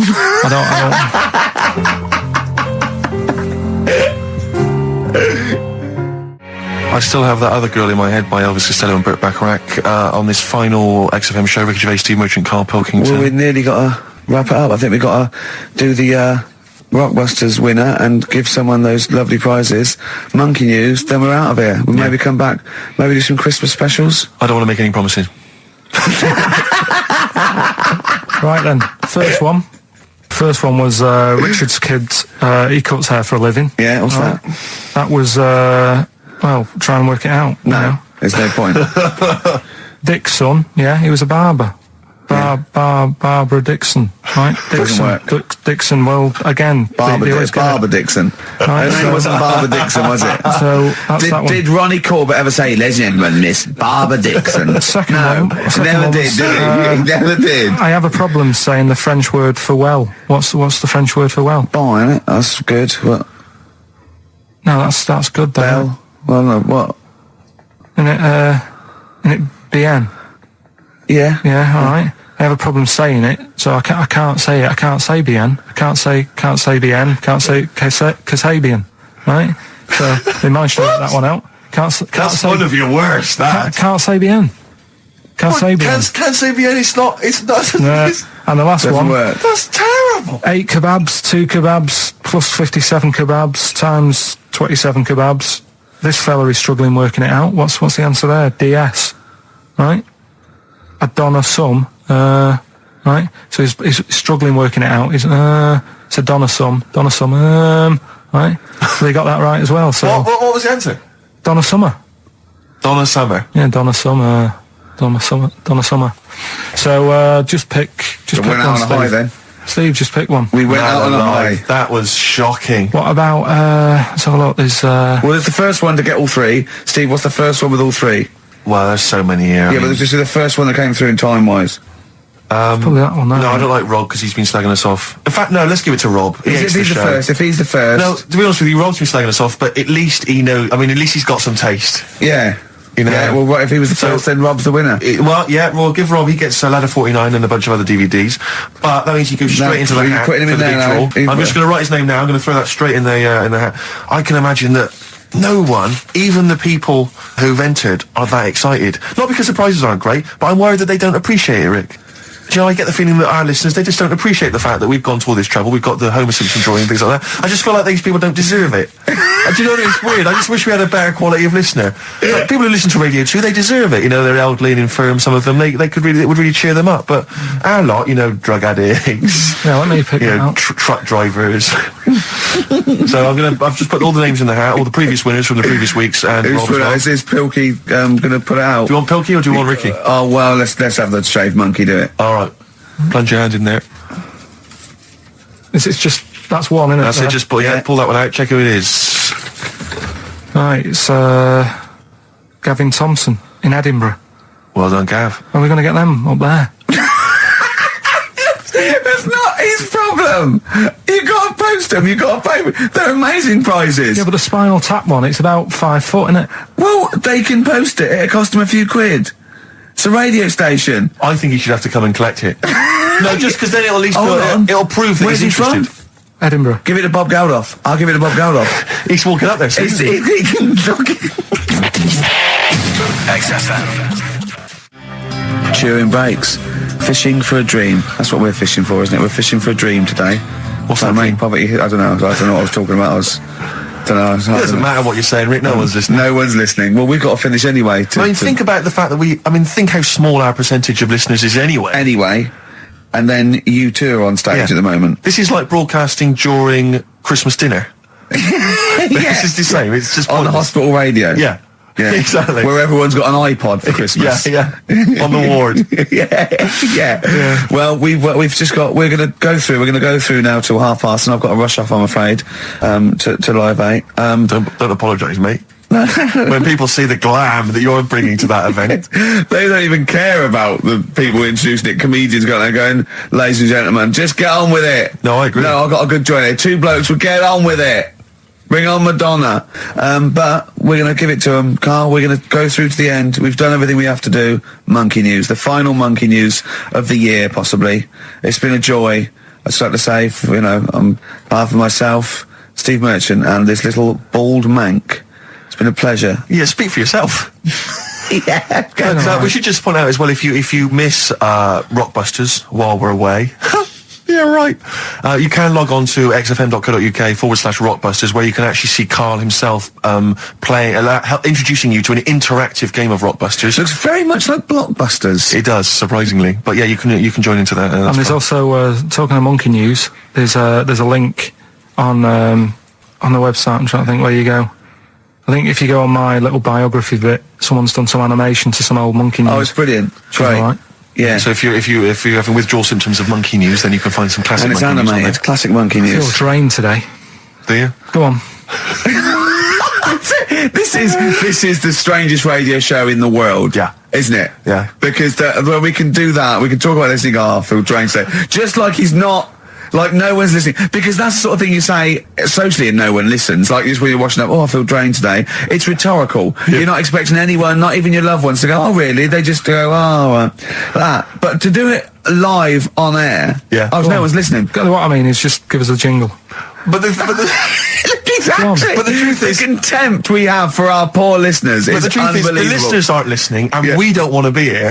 So it really is one of the most pointless things ever. No, would have been quite happy to do a full show. But you know The what? flow of it's just. I would love to listen to this back in 10 years. This actual show, let's keep this forever. Let's keep this show forever. The show, we went early, we were bored. It was a day we're trying to save Africa, but we're a little bit annoyed that no one's listening. Yeah, right. Right, once and for all, the final monkey news of the year. Oh, go on. What were you going to say? No, I was just going to say, if you're not into the Live 8 and you're gay, you're not listening because you're on a walk. Right, okay. Right. Oh, chimpanzee that monkey news. Right, there's this card game going on, right? in the big hotel in Vegas, Right. The Luxor Hotel in Vegas. Yeah. There's a major card game. All the big players and that Sure. were involved. Right, they're all invited. Anyway, so they all meet up in this dark room at the back of the. Oh, there we go, dark room. At the back They didn't work. They didn't see the little 4-foot hairy fella. It was brilliant at poker. Like I say, it's a big game, and that everyone's been waiting for it. So it's played in the back room, not in the main entrance bit, right? So anyway, like I say, it's dark in there and what have you, and the players went in. There was already someone sat in there, right? Right. But they couldn't quite see Was he him. a short, hairy bloke with slightly longer arms than legs?